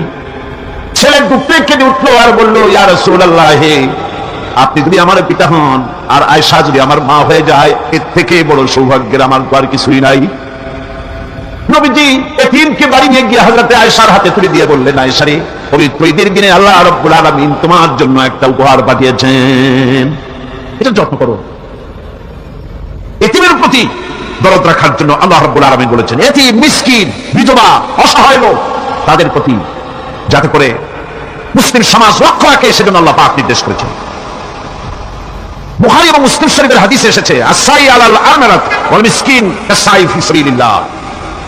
বিধবাদের জন্য, মিসকিনের জন্য কেউ যদি কোনো উদ্যোগ গ্রহণ করে, কেউ কোনো সাহায্য দেয়, জিহাদের ময়দানে জিহাদ করে আল্লাহর রাস্তায় যে সওয়াব পাওয়া যায়, যে মর্যাদা পাওয়া যায় আল্লাহর কাছে, এটি মিসকিন বিধবাকে সাহায্য করলে সেই সওয়াব আল্লাহ রাব্বুল আলামিন আমলনামায় দিয়ে দেন। আমাদের প্রিয় নবী এটি মিসকিনদের খুবই ভালোবাসতেন তার নিজের চাকর হযরত যায়েদ আনাস রাদিয়াল্লাহু তাআলা আনহুকে। সে সম্পর্কে এখন আলোচনা করা হচ্ছে। তার চরিত্র প্রমাণ করে নবীদেরকে বায়ানাত দেওয়া হয়েছে, এমন চরিত্র আচার আচরণ দেওয়া হয়েছে যাতে করে লোকেরা অভিভূত হয়ে যায়, আকৃষ্ট হয়ে যায়। হযরত যায়েদ তিনি তো কৃতদাস ছিলেন, হারায় গেলেন বাপ মা থেকে, আর এরপরে কুদরতকারী মুহাম্মদ সাল্লাল্লাহু আলাইহি ওয়াসাল্লামের ঘরে উঠায় দিল। তিনি তখন আল্লাহর নবী, তখন নবুয়তের দায়িত্ব পান নাই। যায়েদের পিতার কাছে খবর হয়ে গেল, যায়েদ আছে রাসূলের বাড়িতে, মুহাম্মদ সাল্লাল্লাহু আলাইহি ওয়াসাল্লামের বাড়ি। মক্কায় তারা এসে হুজুরের সঙ্গে দেখা করে বললেন, মুহাম্মদ সাল্লাল্লাহু আলাইহি ওয়াসাল্লাম জানতে পেরেছি আপনার কাছে আমাদের ছেলে যায়েদ আছে, মেহেরবানি করে তাকে আমাদেরকে ফিরায় দেন। হুজুর বলেন, যায়েদ যদি তোমাদেরকে চিনতে পারে আর যদি যেতে চায়, আমার পক্ষ থেকে কোনো আপত্তি নাই, অবশ্যই যাবে। তবে যায়েদ যদি যেতে না চায়, আমি এমন লোক নই যে কেউ আমার কাছে থাকতে চাইলে আমি জোর করে তাকে ছেড়েও দিতে পারি না, আমি তেমন লোক নই। পিতা বললেন, আপনি অবশ্যই যুক্তিপূর্ণ কথা বলেছেন। হযরতে যায়েদ কেনা হলো। হুজুর বললেন, তুমি কি চেনো এদেরকে? যায়েদ বললেন, চিনি, ইনি আমার বাবা, উনি আমার চাচা। যায়েদের পিতা বলেন, বাবারে বাড়ি চলো, তোমার মা খেতে খেতে হয়রান, চলো বাড়ি যাই, বাড়ি যা কিছু আছে সব তোমাকে ফিরিয়ে দেওয়া হবে। হযরতে যায়েদ বলতেছেন, পিতা বাড়িতে যাচ্ছি তাই শুদ্ধ, তাম দুনিয়াটা যদি আমারে দেওয়া হয়, এই লোকটির কাছে থেকে যে ব্যবহার পেয়েছি, আমি এই লোকের কদম ছেড়ে যেতে পারি না। নবী কি ব্যবহার করবে এটা? হযরত আনাস রাদিয়াল্লাহু তাআলা ছোট মানুষ, 8 বছর বয়সের সময় হুজুরের খাদেম হয়ে হুজুরের বাড়িতে আসলো। আচ্ছা, 8 বছর বয়সের কিশোর ভুল তো করতেই পারে। গরম পানি চাইলে ঠান্ডা পানি এনে দেবে, স্যান্ডেল চাইলে দুটো আনবে, বিছানা বিছাইতে পড়লে উঠাই দেবে। এটা স্বাভাবিক, কিশোর মানুষ, ছোট মানুষ। এবার শোনো, বাইয়ানাত কারে বলে? নবীদের বাইয়ানাত আল্লাহ যে দিয়েছেন সেটা কি জিনিস? সেটা হলো উন্নত মানের চরিত্র, তার ব্যবহার ওঠা বসা যা দেখলে মানুষ বুঝতে পারে তিনি আল্লাহর নবী। হযরত আনাসের মুখে শুনুন, হযরত আনাস রাদিয়াল্লাহু তাআলা আনহু বলেন, একাধিক ক্রমে টানা 10টি বছর রাসূলের খেদমতের ভিতরে নিয়োজিত ছিলাম। 10টি বছরের ভিতরে একটা দিনের জন্য নবীজি আমাকে ধমক দিয়ে কথা বলেন নাই। ধমক দিলেন না আমাদের, এটা করছো কেন, এটা করো নাই কেন? সুবহানাল্লাহ ওয়া বিহামদিহি। গোটা পৃথিবী সমস্ত মুমিন মুসলমানদের, পুরুষ আর নারীদের জীবন, কলিজা, রক্ত রাসূলের কদম মোবারক উৎসর্গ হয়ে যায়। মহান রব্বুল আলামিনের কাছে আর হাবিব রাসূলুল্লাহ সাল্লাল্লাহু আলাইহি ওয়াসাল্লামের ছিল বিশেষ মর্যাদা। আসুন আমরা সে সম্পর্কে আলোচনা শুনি। আমার ভাইরা, রাসূল পাক সাল্লাল্লাহু আলাইহি ওয়াসাল্লাম আল্লাহর নবী এমন এক মহান সত্তা ছিলেন যে তিনি দোয়া আল্লাহর দরবারে হাত উঁচু করতে দেরি আছে, কিন্তু দোয়া কবুল হতে দেরি নাই। হিজরত করে মদিনায় এসেছেন, নামাজ পড়তে দিল চায়, কাবা শরীফের দিকে ফিরে যদি নামাজ পড়তে পারতাম দিলটা বড় ভালো লাগতো, কিন্তু হাত উঁচু করে মোনাজাত করতেছেন না, আল্লাহর কাছে বলতেছেন না যে আল্লাহ তুমি আমার কিবলাটা বাইতুল মুকাদ্দাস থেকে ফিরাইয়া মক্কা শরীফে বাইতুল্লাহর দিকে ফিরাই দাও। মুখেও বলতেছেন না, মনেও না, শুধু আকাশের দিকে বারবার তাকাচ্ছেন, মোনাজাত করেন নাই। মনে মনে আশা পোষণ করতেছেন যদি এমন একটা নাযিল হয়ে যেত। আল্লাহ রাব্বুল আলামিন সঙ্গে সঙ্গে রাসূল যোহরের নামাজ পড়তেছিলেন, 2 রাকাত পড়া হয়ে গেছে, এমন সময় ওহী নাযিল হয়ে গেল, আদনারা তাকাল্লুবা ওয়াজহিকা ফিস সামা। নবী, আমি দেখতে পেয়েছি বারবার আপনি আকাশের দিকে তাকাচ্ছেন। সুবহানাল্লাহ, আমি দেখতে পেয়েছি। فَلَنُوَلِّيَنَّكَ قِبْلَةً تَرْضَاهَا فَوَلِّ وَجْهَكَ شَطْرَ الْمَسْجِدِ الْحَرَامِ। আর দেরি নাই, আপনার মনের আশা পুরো হয়ে গেছে, এক্ষুনি আপনার কিবলা পরিবর্তন করুন। হুজুর 2 রাকাত পড়ছিলেন বাইতুল মাকদাসের দিকে ফিরে, বাকি 2 রাকাত তিনি মক্কা শরীফের কাবা শরীফের দিকে ফিরলেন। আজও পর্যন্ত সেই মসজিদ আছে, সাক্ষ্য দিচ্ছে নবীর কথা কিভাবে মঞ্জুর হয়। মসজিদে কিবলা তাই মদিনা মুনাওয়ারায় সে মসজিদ আজও আছে। রাসূল পাক সাল্লাল্লাহু আলাইহি ওয়াসাল্লাম এত বড় মর্যাদা সম্পন্ন ব্যক্তিত্ব, মহান ব্যক্তিত্বের উম্মতের মধ্যে আল্লাহ আমাদের শামিল করেছেন। শুকরিয়া স্বরূপ আমরা পড়ি আলহামদুলিল্লাহ। জোরে সোরে পড়েন আলহামদুলিল্লাহ। আমার ভাইরা, মর্যাদা এত বেশি আল্লাহ রাসূলকে আল্লাহ রাব্বুল আলামিন দান করেছেন। এই পৃথিবীতে কোন মানুষের সঙ্গে যদি আপনি বেয়াদবি করেন, উনি আপনার বাপ হোক, উনি আপনার মা হন, অথবা আপনার উস্তাদ হন, অথবা আপনার পীর হন, যে কেউ হোক না কেন, কারোর সঙ্গে যদি কোনো বেয়াদবি হয়ে যায় তো শুধু একটা বেয়াদবি ছাড়া আর কিছুই না। কিন্তু নবীজির সঙ্গে যদি কেউ বেয়াদবি করে, সেটা শুধু বেয়াদবি থাকে না, কুফরি হয়ে যায়। কি হয়ে যায়? কুফরি হয়ে যায়। রাসূলুল্লাহকে কেউ তাওহীন করলে, অসম্মান করলে, সমালোচনা করলে কাফের হয়ে যায়, যেমন কি হয়ে যায়। কত বড় মর্যাদা। রাসূল পাক সাল্লাল্লাহু আলাইহি ওয়াসাল্লাম তার সামনে সাহাবায়ে কেরাম বসা, হুজুর কথা বলছেন, সাহাবায়ে কেরাম তারাও কথা বলছেন। কথা বলতে বলতে এক পর্যায়ে সাহাবীদের গলার আওয়াজ বড় হয়ে গেছে, হুজুরের গলার আওয়াজ শোনা যায় না, সাহাবীদের গলার আওয়াজটা বড় হয়ে গেল। আল্লাহ রাব্বুল আলামিন এতটুকু বরদাস্ত করলেন না, আমার নবীর গলার আওয়াজের চাইতে তোমাদের আওয়াজ বড় হলো কেন? সঙ্গে সঙ্গে ওহী নাযিল হয়ে গেল। আল্লাহ রাব্বুল আলামিন বলেন, ইয়া আইয়ুহাল্লাযীনা আমানু লা তারফাউ আসওয়াতাকুম ফাওকা সাওতিন নবী। ও বিশ্বাসীরা, খবরদার, তোমরা যারা ঈমান এনেছো শোনো, তোমাদের গলার আওয়াজ যেন আমার নবীর গলার আওয়াজের চাইতে বড় না হয়ে যায়। যদি তা হয়, আনতাহবাতা আমালুকুম, জীবনের সমস্ত ভালো কাজগুলো আমি আল্লাহ বরবাদ করে দেব।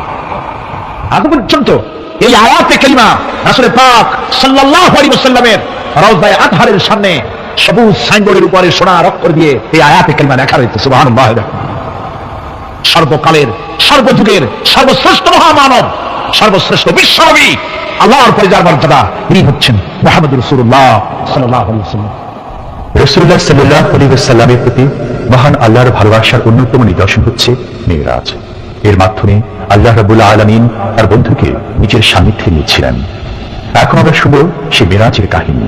নূরের ভরা থেকে রাসূলকে আরশে আজিমে নিয়ে যাওয়া হবে। বোরাক এলো, বোরাক হচ্ছে মারাতুন থেকে উৎপত্তি, এরা হচ্ছে 20 দিন, বৈদ্যুতিক গতি সম্পন্ন, ঘোড়ার চাইতে ছোট, খচ্চরের চাইতে বড়, এই জাতীয় একটা প্রাণীর মতো হযরত জিবরাইল নিয়ে আসলেন। আমাদের দেশে কারো কারো বাড়িতে আয়নায় বাংলামে থাকে এই ছবিটা, ঘোড়া আছে, দুইটা ডানা আছে, মাথাটা মেয়ে লোকের মতো, চুলগুলো ঝুলে পড়ছে, নিচে লেখা আছে হাজা বুরাকুন নবী সাল্লাল্লাহু আলাইহি ওয়াসাল্লাম। আন্দাজে কোথায় পাইছে আল্লাহ? মিথ্যে কথা, বাজে কথা। আল্লাহ এরকম একটা মেয়ে লোক মার্কা ঘোড়া পাঠাইছিল দুটি নেওয়ার জন্য, এটা কথা হইল। রাসূলকে মক্কা থেকে, উম্মে বাবে উম্মে হানি থেকে হুজুরকে বের করে নিয়ে যাওয়া হলো বাইতুল মাকদাসে। সমস্ত পয়গম্বর তিনি আল্লাহ যাদের পাঠিয়েছিলেন সমস্ত রূহ উপস্থিত ছিল সেখানে। রাসূল করিম সাল্লাল্লাহু আলাইহি ওয়াসাল্লাম এখান থেকে মেরাজ করলেন। এতটুকু ছিল ইসরা। কোরআনে কারীম বলছে, আজকের কারি সাহেব এখান থেকে তেলাওয়াত করেছিলেন, সুবহানাল্লাযী আসরা বিআবদিহি লাইলাম মিনাল মাসজিদিল হারামি ইলাল মাসজিদিল আকসা। সুবহানাল্লাযী, সমস্ত দুর্বলতা অক্ষমতা থেকে মুক্ত সেই সত্তা যিনি তার বান্দাকে ইসরা করিয়েছেন, মেরাজ করিয়েছেন। সুবহানাল্লাহ। সমস্ত দুর্বলতা অক্ষমতা থেকে মুক্ত তিনি পার করে নিয়ে গিয়েছেন। আর পরে মুহূর্তের ভিতরে মহাশূন্য পাড়ি দিয়ে, সেই মহাশূন্য মানে কি? এইখান থেকে সূর্য কত দূরে জানেন না? 9,30,00,000 মাইল দূরে এখান থেকে সূর্য। সেই সূর্য, তারপরে রয়েছে গ্যালাক্সি, মিল্কি ওয়ে, গ্রহ নক্ষত্র, সে যে কত দূরে, যে সমস্ত তারকা, এমন বহুত তারকা আছে যে তারকা সৃষ্টির পর তার আলো পৃথিবীর মাটি আজ পর্যন্ত স্পর্শ করে নাই, অথচ আলোর গতি প্রতি সেকেন্ডে কত মাইল? 1,86,000 মাইল। এই 1,86,000 মাইলের সেকেন্ড, এর মিনিট, এর ঘন্টা, এর দিন, এর সপ্তাহ, এর মাস, এর বছর, এটাকে বলা হয় লাইট ইয়ার, আলোকবর্ষ। সেই তারকা তৈরি হওয়ার পর কত সহস্র সহস্র লাইট ইয়ার চলে গেল, আজ পর্যন্ত সেই তারকার আলো পৃথিবীর মাটি স্পর্শ করতে পারে নাই। তাহলে সেই তারা কোথায়? আল্লাহ রাব্বুল আলামিন তার হাবিবকে চাঁদ, সূর্য, গ্রহ, নক্ষত্র, মহাশূন্য পাড়ি দিয়ে, তারপরে 7 আকাশ পাড়ি দিয়ে সিদরাতুল মুনতাহা পর্যন্ত নিয়ে গেলেন। জোরে কোন সুবহানাল্লাহ। এবার সিদরাতুল মুনতাহা পর্যন্ত যাওয়ার পথে যত ঘটনা ঘটলো সেগুলো আপনারা ইতিহাস থেকে পড়ে নেবেন, ওগুলি বলার সময় আমার কাছে নাই। সিদরাতুল মুনতাহায় যাওয়ার পর হযরত জিবরাইল বলেন, আর আমি যেতে পারবো না, এটা হলো বিপজ্জনক বর্ডার, আমি যদি আর এক চুল অগ্রসর হই তাহলে আমি জ্বলে পুড়ে ছাই হয়ে যাব, আমার আর যাওয়ার অধিকার নাই। হুজুর সেখানে বসে থাকলেন। জিবরাইল বলে গেলেন, এখান থেকে আপনাকে নেওয়ার কুদরতি ব্যবস্থা হয়ে যাবে। রাসূল দুনিয়ায় ফিরে এসে হযরত বেলালকে ডেকে বলেছিলেন, বেলাল গো, এমন কি আমল তুমি করো আমারে শোনাও। হযরত বেলাল বলেন, হুজুর আমার আমল তো সব আপনি জানেন, পায় না, কি করো শোনাও। বেলাল বলেন, হুজুর খাস আমলের মধ্যে এতটুকু আছে যে আমি কখনো বিনা উজুতে থাকি না, যখন উজু চলে যায় উজু করি, আর উজুরের ইমামের জন্য 2 রাকাত নফল নামাজ পড়ি। হুজুর বলেন, বেলাল তুমি এই আমল ছাড়বা না, কারণ সিদরাতুল মুনতাহায় হযরত জিবরাইল আমারে যখন ছেড়ে চলে গেলেন, আমার একা একা বড় ভয় লাগতে লাগলো। তখন আমার মনে হচ্ছিল তুমি যেন আমার চতুর্দিকে হাঁটতেছো। আমার ভাইরা, রহমত নামক বিছানা চলে এলো। কুদরতি এই বিছানায় চড়ে নবীজি আল্লাহ রাব্বুল আলামিনের দরবারে আরশে আজিমে পৌঁছে গেলেন। জোরে বলেন সুবহানাল্লাহ, জোরে বলেন সুবহানাল্লাহ। যেখানে পৃথিবীর কোন মানুষের যাওয়া সম্ভব নয়, গোটা পৃথিবীর মানুষের মর্যাদা আল্লাহ পাক বাড়ায় দিলেন, আরশে আজিমে হুজুরকে নিয়ে গেলেন। তারপরে তিনি কথাবার্তা হুজুরের সাথে কি বললেন, সেই কথাগুলি নিয়ে আমার উদ্দেশ্যে কথা হলো এই যে, হুজুরকে নিয়ে আল্লাহ 5 ওয়াক্ত নামাজ দিলেন, দিছিলেন তো 50 ওয়াক্ত। মুসা আলাইহিস সালামের সাথে দেখা না হলে তো কাম সারছিল, আমাদের আর উপায় ছিল। আরে ভাই, শুধু নামাজ দেওয়ার যদি উদ্দেশ্য হবে তাহলে রোজার মতো তো আল্লাহ দুনিয়ায় বসে দিতে পারতেন কিনা, হজের মতো, যাকাতের মতো পারতেন কিনা?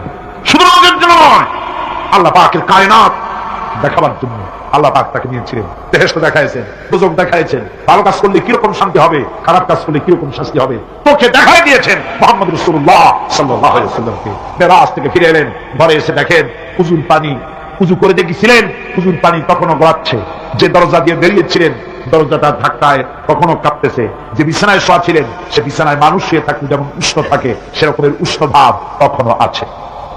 কেমনে হলো? কেমনে হলো?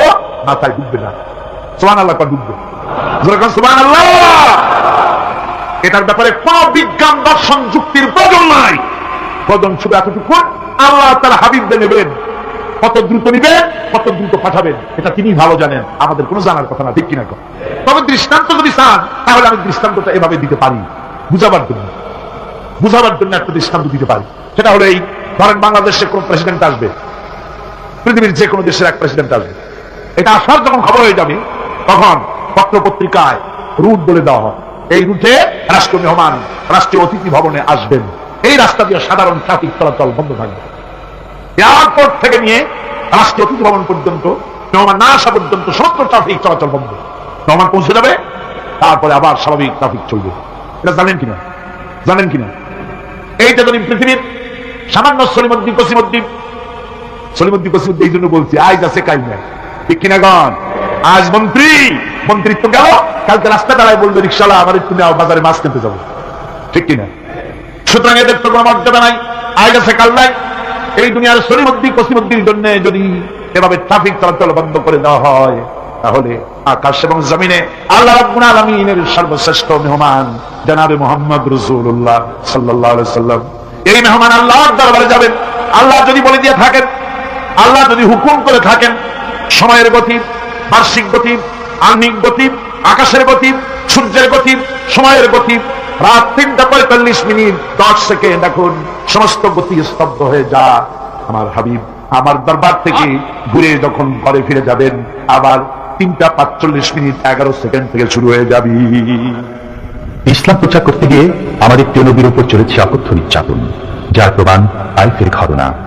সেই কাহিনী এখন আমাদের সামনে সুরিত কণ্ঠে তুলে ধরছেন প্রখ্যাত মুফাসসির কোরআন হযরত মাওলানা দিলওয়ার হোসেন সাইফি। ক্যাসেটের প্রযোজনায় সিএইচপি, পরিবেশনায় স্পন্দন অডিও ভিজুয়াল সেন্টার, ঢাকা। শুনুন তাইফের কাহিনী। তাইফের ময়দানে আমার রাসূল রক্ত দিয়েছেন, আমি সেই তায়েফ সফর করেছি। সেই তায়েফ, আমি তায়েফের ইতিহাস হাদিসে পড়েছি, চোখে দেখি নাই। তাইফের চিত্র নিজের চোখে দেখে প্রাণ ভরে কেঁদেছি, যেখানে রাসূলের রক্ত পড়েছে। 3টি জায়গায় রাসূলের রক্ত পড়েছে, সবচেয়ে বেশি রক্ত পড়েছিল যে জায়গাটিতে, সেই জায়গায় প্রাণ ভরে কেঁদেছি। আমার স্ত্রী আমার সাথে ছিলেন। আমি তাইফে গিয়ে লোকেরা আমাকে যখন বললো বিশ্রাম নিতে, আমি বললাম না, বিশ্রাম করবো না, আগে আমাকে নিয়ে যাও। আমার রাসূলকে মারছিল এই রাস্তাটা, ওই রাস্তাটা আমার আগে দেখাও। 3 দিনের না খাওয়া, রাস্তার 2 দিকে কাফেররা দাঁড়ানো, চতুর্দিক থেকে পাথর মারা শুরু করে দিল। আহারে, এমন সুন্দর চেহারার মানুষ দেখে কেমনে মারলো তারা? হুজুর পড়ে গেলেন, ওরা কাফেররা এসে জোর করে ধাক্কা মেরে হাঁটানো, আবার হুজুর পড়ে গেলেন, বেহুশ হয়ে পড়লেন, আবার উঠায় জোর করে আবার হাঁটানো। তৃতীয় শেষ জায়গায় গিয়ে হুজুর বেহুশ হয়ে পড়ে গেলেন, শরীর থেকে সবচাইতে বেশি রক্ত পড়েছে সেখানে। আমি লম্বা সেজদা করে এত কান্না কাঁদছি, আরে আমার নবীর রক্ত পড়েছে বাড়িতে। ফেরেশতারা এসে বলছেন, হে রাসূল, আপনার এই অবস্থা থেকে আকাশের ফেরেশতারা কাঁদতে কাঁদতে অস্থির হয়ে গিয়েছে, আপনি আমাদের অনুমতি দেন, এই পাহাড় চাপা দিয়া কাফেরের গোষ্ঠী সাফ করে দেই। আমার নবীজি বললেন, না, আমি তা বলবো না, আমি তো পৃথিবীর মানুষকে প্রতিশোধ দিতে আসি নাই। আমি যদি হুকুম করি আর আমার হুকুম মতো সবগুলি যদি পাথর চাপা দিয়ে বাইরে বেড়ে দাও, তাহলে আমি কাল পৌঁছাবো না ইলাহা ইল্লাল্লাহু মুহাম্মাদুর রাসূলুল্লাহ। সঙ্গে যায়েদ, রক্তাক্ত শরীর। আরে, যে শরীরের দিকে মানুষ একবার তাকাইলে চোখ ফিরতে পারতো না। হযরত আয়েশা বলেছেন, যে সমস্ত নারীরা ঈসা আলাইহিস সালামের দিকে হাত কেটে বেড়াইছিল, ওরা যদি আল্লাহ রাসূলকে দেখতো, হাত কাটতে কাটতে কলিজা কাটে ফেলাই দিত, চার পাইতো না। এমন মানুষের গায়ে কেমনি নজর মারলো?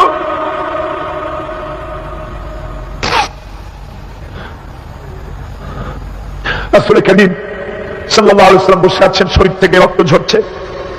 বুখারী শরীফে এসেছে, আত্তাস নামক এক যুবক আঙ্গুরের বাগান থেকে 1 গ্লাস আঙ্গুরের শরবত এনে হুজুরের হাতে দিলেন। কষ্টের পর 3 দিনের না খাওয়া ক্ষুধার্ত নবী 1 গ্লাস আঙ্গুরের শরবত সবটুকু পান করে একটা স্বস্তির নিঃশ্বাস ফেললেন। বললেন, তোমার নাম না আত্তাস? তিনি বললেন, হ্যাঁ, আমার নাম আত্তাস। তোমার বাড়ি হযরত ইউনূস আলাইহিস সালামের গ্রামে? বললেন যে হ্যাঁ, আমার বাড়ি ইউনূস আলাইহিস সালামের গ্রামে। যুবক জিজ্ঞেস করলেন, হুজুর, আপনি কি করে বুঝলেন আমার নাম আত্তাস আর আমার বাড়ি ইউনূস আলাইহিস সালামের গ্রামে? আপনি জানলেন কি করে? হুজুর বললেন, আমিও নবী, ইউনূস আলাইহিস সালামও নবী, এক নবীর খবর আর এক নবীর কাছে থাকে। রাসূল গায়ে রক্তগুলি ধুয়ে দুইখানা হাত আল্লাহর দরবারে তুললেন। আজকে দুনিয়ায় কেউ নাই হুজুরের, খাদিজা নাই, আবু তালেব নাই, রাসূল একা। সাহাবীরা দিনের বেলায় কাফেরদের ভয়তে হুজুরের সঙ্গে দেখা করতে পারে না। হুজুর বলেন, আমার ওই কষ্টের সময় খাদিজা নাই। ওই সব পাথরগুলো আমি আজও চিনি, যে পাথরগুলো আমি যাওয়ার সময় রাস্তায় পাথরগুলো আমাকে বলেছে, আসসালামু আলাইকা ইয়া রাসূলুল্লাহ। পাথরগুলি আমাকে সালাম করেছে। আল্লাহ পাক আমাকে সান্ত্বনা দিয়ে বলেছেন, ইয়া আইয়ুহান নবী হাসবুকাল্লাহ, ও নবী কোনো চিন্তার কারণ নাই, আমি আল্লাহ তোমার জন্য যথেষ্ট। আবু জেহেল, আবু লাহাব, উতবা এবং শাইবা সবসময় রাসূল করিম সাল্লাল্লাহু আলাইহি ওয়াসাল্লামের বিরুদ্ধচারণে ব্যস্ত থাকত। তারা মহাগ্রন্থ আল কোরআনের উৎস জানার চেষ্টা করল। এই সম্পর্কে মুহতারাম মাওলানা আলোচনা করছেন। আবু জেহেল, আবু লাহাব, উতবা, শাইবা এরা সবাই রাসূলের ঘরের চার কোণায় দাঁড়িয়ে কোরআনে কারীম তারা আবিষ্কার করতে গেছে যে মুহাম্মদ সাল্লাল্লাহু আলাইহি ওয়াসাল্লাম কোরআনের নামে যে কথাগুলি বলেন, এই কথাগুলি তিনি কোথা থেকে আবিষ্কার করেন, কোথা থেকে পান? তিনি কি কোনো কবির কাছ থেকে ট্রেনিং নেন? কোথা থেকে এগুলি পান তিনি? তাই জানার জন্য ওরা গিয়ে, আবু জেহেল যে গিয়েছে, আবু সুফিয়ান তা জানে না, উতবা যে গিয়েছে, শাইবা তা জানে না, একে অপরের অজান্তে ঘরের চার কোণায় দাঁড়িয়ে আছে। গভীর রাত্রে সরকারে দো আলম আশরাফুল আম্বিয়া নবী মুহাম্মদ রাসূলুল্লাহ সাল্লাল্লাহু আলাইহি ওয়াসাল্লাম তেলাওয়াত করা শুরু করেছেন। এখন বুঝুন, একে তো আল্লাহর কালাম, আর তেলাওয়াত করছেন তিনি যার উপরে এটা অবতীর্ণ হয়েছে। একটু আগে যে কারি সাহেব তেলাওয়াত করতেছিলেন, কি বলেন, কেমন লাগলো? সুবহানাল্লাহ, সুবহানাল্লাহ, মনে হচ্ছিল সারা রাত তেলাওয়াত হোক আর শুনতে থাকি। এখন বুঝুন যে রাসূল নিজে তেলাওয়াত করতেন। আবু জেহেল, আবু সুফিয়ান, উতবা, শাইবা আল্লাহর নবীর ঘরের চার কোণায় দাঁড়িয়ে নবীজির তেলাওয়াত করা কোরআনে কারীম শুনতেছে। ওদের মনে মনে চিন্তা জাগলো, আরেকটু শুনে তারপরে বাড়ি যাব, আরেকটু শুনে নেই তারপরে বাড়ি যাব।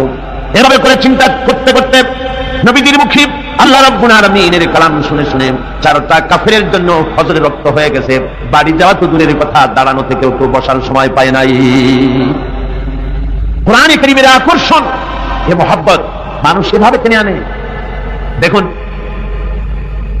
শুধুমাত্র লিফলেট ছড়ানো হয়েছে আর পত্রিকায় একটু এসেছে তাফসীরুল কোরআন মাহফিল হবে। 3 দিনের মাহফিলের প্রথম দিনই মাঠের কাম সারা হয়ে গেছে। এরপরে কাল এবং পরশু কি হাসর হবে আল্লাহ রাব্বুল আলামিন ভালো জানেন। আমার ভাইরা, এই আকর্ষণ আমি বলে থাকি, আল্লাহর কসম, এই আকর্ষণ সাইদির নয়, এই আকর্ষণ আল্লাহ রাব্বুল আলামিনের কোরআন মাজিদ। এর থেকে যারাই এই কোরআন থেকে মানুষকে বিচ্ছিন্ন করতে চাইবে, ওরাই জনগণ থেকে চিরতরে বিচ্ছিন্ন হয়ে যাবে। বন্ধুগণ, আবু জেহেল, আবু সুফিয়ান, উতবা, শাইবা চারজন রওনা করেছে সকালবেলায়। আবু জেহেল জিজ্ঞেস করছে, আবু সুফিয়ান রে কখন আসছো? অত রাত্রে। উতবা, শাইবা তারাও বললো মুখ রাত্রে। কেউ কোনো কথা বলে না। আবু সুফিয়ান বলছে, ভাই আবু জেহেল, যদি তুমি রাগ না করো একটা কথা কই। হ্যাঁ বলতে পারো। দেখুন, এই যে সারা রাত ধরে মুহাম্মদ সাল্লাল্লাহু আলাইহি ওয়াসাল্লামের মুখে আল্লাহর কালাম শুনলাম, আমার মনের বিশ্বাস, লাত মানাতের কসম করে বলতে পারি, এই কথা মানুষের বানানো হতে পারে না। এটা কোনো ঐশ্বরিক বাণী হবে, এটা মানুষের। আবু জেহেল বলছে, দেখো ওই কথাটা আমারও, কিন্তু মুশকিল হলো এই, আমরা হলাম লিডার, আমরাই যদি এতে আকৃষ্ট হয়ে পড়ি, তাহলে তো আবু বকর, ওমরের মতো আমরাও পাগলামি করে বলবো, আমরা ওই দলে চলে যাবো, আমরাও মুসলমান হয়ে যাব। সুতরাং আমি বুঝতে পেরেছি তোমাদের কোরআন শোনার পাগলামিতে ধরেছে। তোমরা আমার হাতে হাত দাও, তওবা করো। এই জায়গায় কোরআন শুনতে আর কোনো দিন আসবে না। কি করবে? ইচ্ছের বাইরে নেতাকে খুশি রাখতে হয়, তাই বাধ্য হয়ে সবাই তওবা করে। তওবা করে বাড়ি চলে গেছে। সন্ধ্যা যখন পার হয়ে গেল, আবু সুফিয়ান ভাবলো, আবু জাহেল নিজেই যখন তওবা পড়িয়েছে, সে তো আর আসবে না। আর উতবা, শাইবা আবু জাহেলের ভয়তে যাবে না। আমি আজকে একা একা মুহাম্মদ সাল্লাল্লাহু আলাইহি ওয়াসাল্লামের ঘরের কোণায় গিয়ে প্রাণ ভরে কালামুল্লাহ শুনবো। উতবাও তাই ভেবেছে, শাইবাও তাই ভেবেছে। এদিকে আবু জাহেল মনে মনে ভাবলো, ওরা তিনজনে আমার হাতে তওবা পড়েছে, আমার নেতৃত্বের প্রভাব, আমার ভয়তে ওরা কেউ আসবে না। আজকে একা আমি মজা করে সারা রাত শুনবো মুহাম্মদ সাল্লাল্লাহু আলাইহি ওয়াসাল্লামের মুখে আল্লাহর কালাম। গত রাত্রের মতো আজও সব হাজির হয়ে গেছে ঘরের কোণায়। আসবেন, এটাই তো স্বাভাবিক, আসাটাই স্বাভাবিক। গত বছর কোরআনে কারীমের তাফসীরের মাহফিলে বাধা দিল। একটা পত্রিকায় দেখলাম হরতালও সফল, তাফসীরও সফল। তো আমি দেখলাম যে হেডিংটা তো খুব ভালোই, খবরটা পড়লাম। দেখলাম একটা প্রতিবেদন লিখেছেন তিনি লিখলেন যে কোরআন বিরোধীরা তারা হরতালের ডাক দিল। এখন আজকাল পাগলের ডাক দিলেও হরতাল হয়ে যায়, কি তার দামি গাড়িতে রাস্তা বের করে ভাঙবে। হরতালের ডাক দিয়েছে তো হরতাল হলো, কল কারখানা বন্ধ হয়ে গেল, দোকানপাট বন্ধ হলো। এখন কল কারখানার শ্রমিক আর দোকানপাটের শ্রমিক আর মালিক সারাদিনের কোনো কাম নাই, সব তাফসীরের মাহফিলে হাজির। শেষ পর্যন্ত এও দেখা গেল, আমার কাছে রিপোর্ট এসেছে, যারা বাধা দিয়েছিল তারা কয় যে কিছু টাকা তো পাই, কাজে কিছু না করলে টাকাটা হালাল হয় কেমন। শেষ পর্যন্ত ওরাও চাদর মুড়ি দিয়ে তাফসীরের মাহফিলের কোণায় ওরাও দাঁড়ায় গেছে। সুবহানাল্লাহ, এটা কোরআনের আকর্ষণ। এর থেকে মানুষকে শুকানো যায় না, মুসলমানকে থেকে বিচ্ছিন্ন করা যায় না। চারো কাফের আজও এসে হাজির হয়েছে রাসূলের চার কোণে, একে অপরের অজান্তে। এরপরে রাত যখন শেষ হয়ে আসে, তখন আবু জেহেল মনে করলো আর দাঁড়ানো ঠিক না, আবু সুফিয়ান, উতবা, শাইবা ওরাও মনে করলো আর দাঁড়ানো ঠিক না। তখন অন্ধকারের ভেতর দিয়ে ছুট দিয়েছে দাঁড় বাড়ির দিকে। এখন অন্ধকারের মধ্যে ছুটতে গিয়ে একজন আর একজনের মধ্যে ঠেলে উঠেছে। আবু জেহেল ঠেলার চোটে ঘাবড়ে গিয়েছে। বললো কে? ভাই আমি আবু সুফিয়ান। তুমি বেরা? কয় যে আমি আবু জাহেল। আবু জাহেল বলছে, আবু সুফিয়ান কালকে তুমি আমার হাতে কলমা পড়লে আজকে আসলে কেন? কয় যে দেখো মাতবাড়ি সব জায়গায় চলে না, তুমি আসলে কেন সেটা কওয়া। চারজন চলতেছে। আবু জাহেল বলল যে শোনো, কোরআনে কারীম শোনা থেকে মানুষকে আমরা বন্ধ করতে পারবো না, আইন পাশ করতে হবে। আইন করে কোরআন শোনার পথকে রুদ্ধ করে দিতে হবে। এরপরে তারা আইন পাশ করলো। কি আইনটা পাশ করলো? আল্লাহ রাব্বুল আলামিন কোরআনে কারীমে ওদের সেই আইনটা, ওরা যেটা পাশ করলো ওইটা কোরআনে কারীমে আল্লাহ কোট করে রাখলেন। যেহেতু আবু জাহেল মরে যাবে, কিন্তু তার নাতিরা তো মরবে না, ওর নাতিরা তো থাকবে কিয়ামত পর্যন্ত। ওর দৌহিত্র, ওর পুত্র যা কিছু আছে এগুলো বেঁচে থাকবে দীর্ঘদিন। ওরাও যে এই একই আচরণ করবে তার জন্য মুসলমানেরা বোঝে। এই জন্য ওদের সেই আইনটা আল্লাহ রাব্বুল আলামিন, ওরা বললো কি কোরআন সম্পর্কে, তা কোরআনে কারীমে আল্লাহ কোট করে রাখলেন কি? وقال الذين كفروا لا تسمعوا لهذا القرآن والغوا فيه। আজকে প্রথমেই তেলাওয়াত হয়েছে আয়াত। আমার বন্ধুগণ, আল্লাহ পাক কোরআনে কারীমে বলছেন কাফেররা সিদ্ধান্ত নিল লা তাসমাউ লিহাযাল কুরআন, কোরআন শরীফ শুনো না, কোরআন শরীফ কোরআনে কারীম শুনতে যেও না। ওয়াল গাও ফি, কোরআন তো শুনবেই না, বরং কোরআনের আলোচনা, কোরআন যেখানে আলোচনা হয়, তেলাওয়াত হয়, সেখানে বাধার সৃষ্টি করো, বাধা দাও, ডিস্টার্ব করো, সর্বরকমের বাধার দিয়ে কোরআনে কারীম শোনার পথকে বন্ধ করে দাও। হাজারো প্রচেষ্টা চললো কোরআনে কারীম বন্ধ করে দেওয়ার জন্য, কিন্তু কোরআনে কারীম এটা কি বন্ধ হওয়ার জিনিস? কি বলেন বন্ধ হওয়ার জিনিস? ওরা বললো কি যে যদি ডিস্টার্ব করো, যদি এভাবে বন্ধ করে দিতে পারো, তাহলে তোমরা জয়ী হতে পারবে। আর যদি কোরআনের আন্দোলন চলে, তাহলে তোমরা জয়ী হতে পারবে না, তোমাদের ক্ষমতা শেষ হয়ে যাবে। আমার ভাইরা, রাসূল পাক সাল্লাল্লাহু আলাইহি ওয়াসাল্লাম হজের মৌসুম এলো, কাবা শরীফের কোনায় বসে তেলাওয়াত করতেছেন। আবু জাহেল করেছে কি, ঘরে বাইরের থেকে যত হাজিরা এসেছে হজ করতে, ওদের তাবুতে গিয়ে গিয়ে বলছে শোনো, আমাদের দেশে একটা পাগল, নাম তার মুহাম্মদ, নাউযুবিল্লাহি মিন যালিক, বলছে নাম তার মুহাম্মদ সাল্লাল্লাহু আলাইহি ওয়াসাল্লাম, তাকে জেনে ধরেছে, খবরদার তার কথা শুনতে যাও না, সে একটা পাগল মানুষ, তার কাছে যাও না, কি বলে তাও শোনো। এখন অবস্থাটা এই হয়েছে, বাইরের থেকে যারা এসেছে তারা তো মুহাম্মদ সাল্লাল্লাহু আলাইহি ওয়াসাল্লামের নাম জানে না। আবু জাহেল নিজে গিয়া ঘরে ঘরে হুজুরের নামটা পরিচয় করাই দিয়ে আসে। এরপরে এই সমস্ত মানুষের একটা কৌতূহল, এই কোন জিনিস সম্পর্কে মানুষকে যদি নিষেধ করা হয়, সেই জিনিসটা জানার জন্য, দেখার জন্য মানুষের কিউরিসিটি জাগে বেশি। এখন যখন নিষেধ করা হলো, লোকেরা ভাবলো নেতা বলেছে শুনবো না কি বলে, কিন্তু পাগলটা কেমন একটু দেখে আসি না। চলে গেছে কাবা শরীফের পাশে, যায়া রাসূল সাল্লাল্লাহু আলাইহি ওয়াসাল্লামের চেহারা মোবারকের দিকে, তার চেহারা আনোয়ারের দিকে যখন তারা তাকিয়েছে, রাসূল পাক সাল্লাল্লাহু আলাইহি ওয়াসাল্লামের চেহারা মোবারকের দিকে তাকিয়ে ওরা বলছে এই লোকটা কি পাগল হতে পারে? এত সুন্দর চেহারার মানুষ, সে কি কোনোদিন পাগল হতে পারে? নিশ্চয়ই পারে। রাসূল পাক সাল্লাল্লাহু আলাইহি ওয়াসাল্লামের চেহারা মোবারক, সুবহানাল্লাহ, মানুষের যদি নজর পড়ে যেত আল্লাহর রাসূলের প্রতি, সেই চেহারা থেকে মানুষ চোখ ফিরাতে পারত না। হাদিস শরীফে এসেছে রাসূল যখন ঘেমে যেতেন, ঘামের বিন্দুগুলি যখন গলার উপরে, কপালে, গালের উপরে যখন জমতো, দূরের থেকে তাকে মুক্তর দানার মতো বলে মনে হতো। এত সুন্দর চেহারা আল্লাহ রাব্বুল আলামিন তাকে দিয়েছিলেন। ওরা বলল এই লোক কি কোনোদিন পাগল হতে পারে? আমরা তো পাগল দেখেছি, চুলগুলো থাকে খুশকু খুশকু, দাড়ি একটা থাকে এদিক, আরেকটা থাকে ওদিক, দাঁতে থাকে ময়লা, চোখগুলো থাকে উদাস উদাস ভাব, হাতে থাকে নখ, জামা কাপড় ময়লা, বিশ্রী, এই তো পাগলের পরিচিতি। আর এত সুন্দর সুবিন্যস্ত মণ্ডিত সুন্দর চেহারা, মাথার চুলগুলো এত সুন্দর, এত সুন্দর ভুরু, টানা টানা আঁখি, এত সুন্দর মানুষ আমরা জীবনে কোনোদিন দেখি নাই। এ তো কখনো পাগল হতে পারে না। দেখি না বলে কি, কানের থেকে আঙ্গুল খুলে ফেলেছে। আর অমনি রাসূল পাক সাল্লাল্লাহু আলাইহি ওয়াসাল্লামের তেলাওয়াত করা কালামে পাক ওদের কানের মধ্য দিয়ে ঢুকে কলিজায় স্পর্শ করেছে।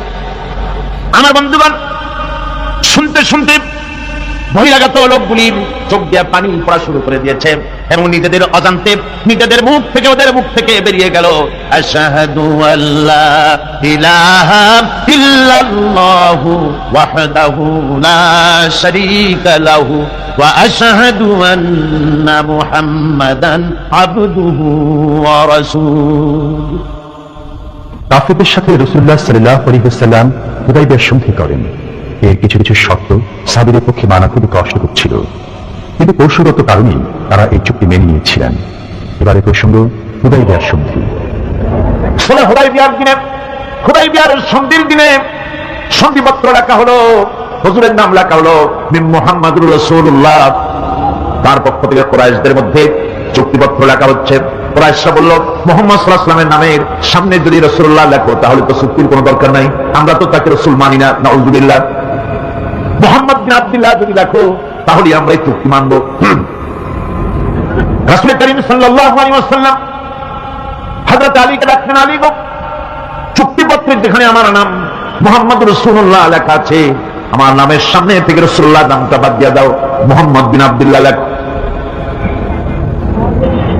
হযরত আলী বলছেন, ইয়া রাসূলুল্লাহ, সারা জীবন আপনার গোলামি করেছি, যা বলেছেন তাই শুনেছি, জীবনটাও আপনার জন্য দেওয়ার জন্য প্রস্তুত আছি, ভবিষ্যতেও যত কথা বলবেন সব মাথা পেতে মেনে নেব, কিন্তু আজকের এই হুকুম আমার পক্ষে মানা সম্ভব হবে না।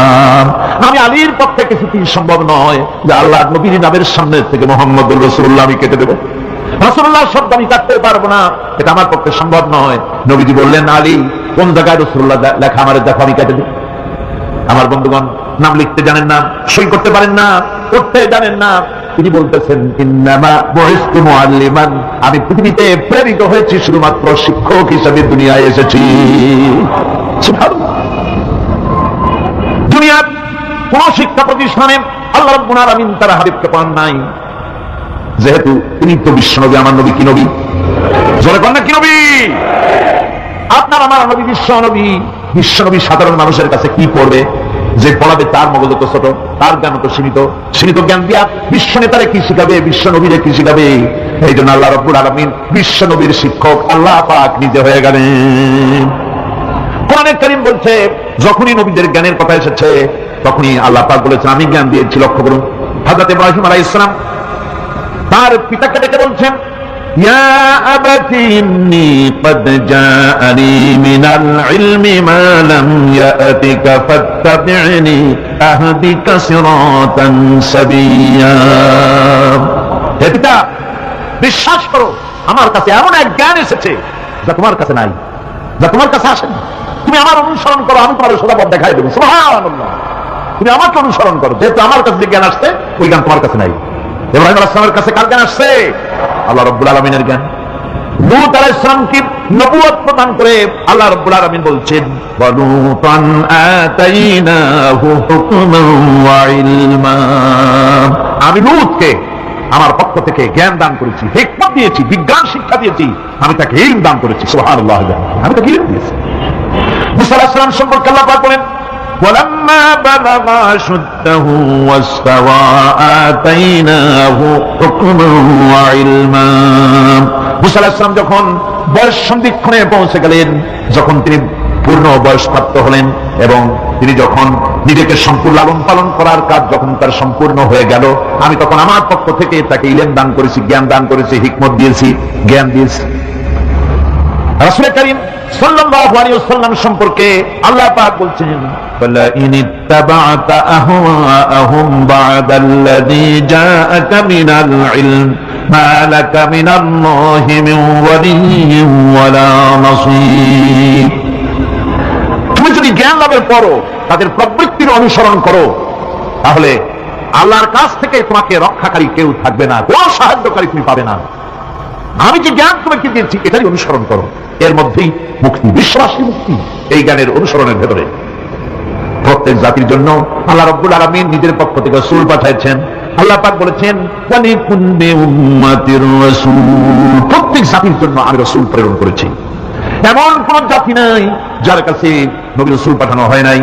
ওয়া ইম মিন উম্মাতিন ইল্লা খালা ফিহা নাযীর। সমস্ত নবীদের কাছে, সমস্ত উম্মতের কাছে, জাতির কাছে আমার পক্ষ থেকে আমি নবী পাঠাইছি। সুবহানাল্লাহ। সেজন্য বলতে পারে না যে আমরা আল্লাহর পক্ষ থেকে কোনো দাওয়াত পাই নাই, আল্লাহর পক্ষ থেকে সত্যকে চেনার কোনো রাস্তা পাই নাই। এই জন্য প্রত্যেক নবীদের, প্রত্যেক উম্মতের জন্য, জাতির জন্য আল্লাহ সুবহানাহু ওয়া তাআলা তিনি নবী পাঠিয়েছেন নিজের পক্ষ থেকে, হেদায়েত পাঠিয়েছেন নিজের পক্ষ থেকে। ربنا ظلمنا أنفسنا وإن لم تغفر لنا وترحمنا لنكونن من الخاسرين ربنا لا تزغ قلوبنا بعد إذ هديتنا وهب لنا من لدنك رحمة إنك أنت الوهاب ربنا فاغفر لنا ذنوبنا وكفر عنا سيئاتنا وتوفنا مع الأبرار ربنا وآتنا ما وعدتنا على رسلك ولا تخزنا يوم القيامة إنك لا تخلف الميعاد।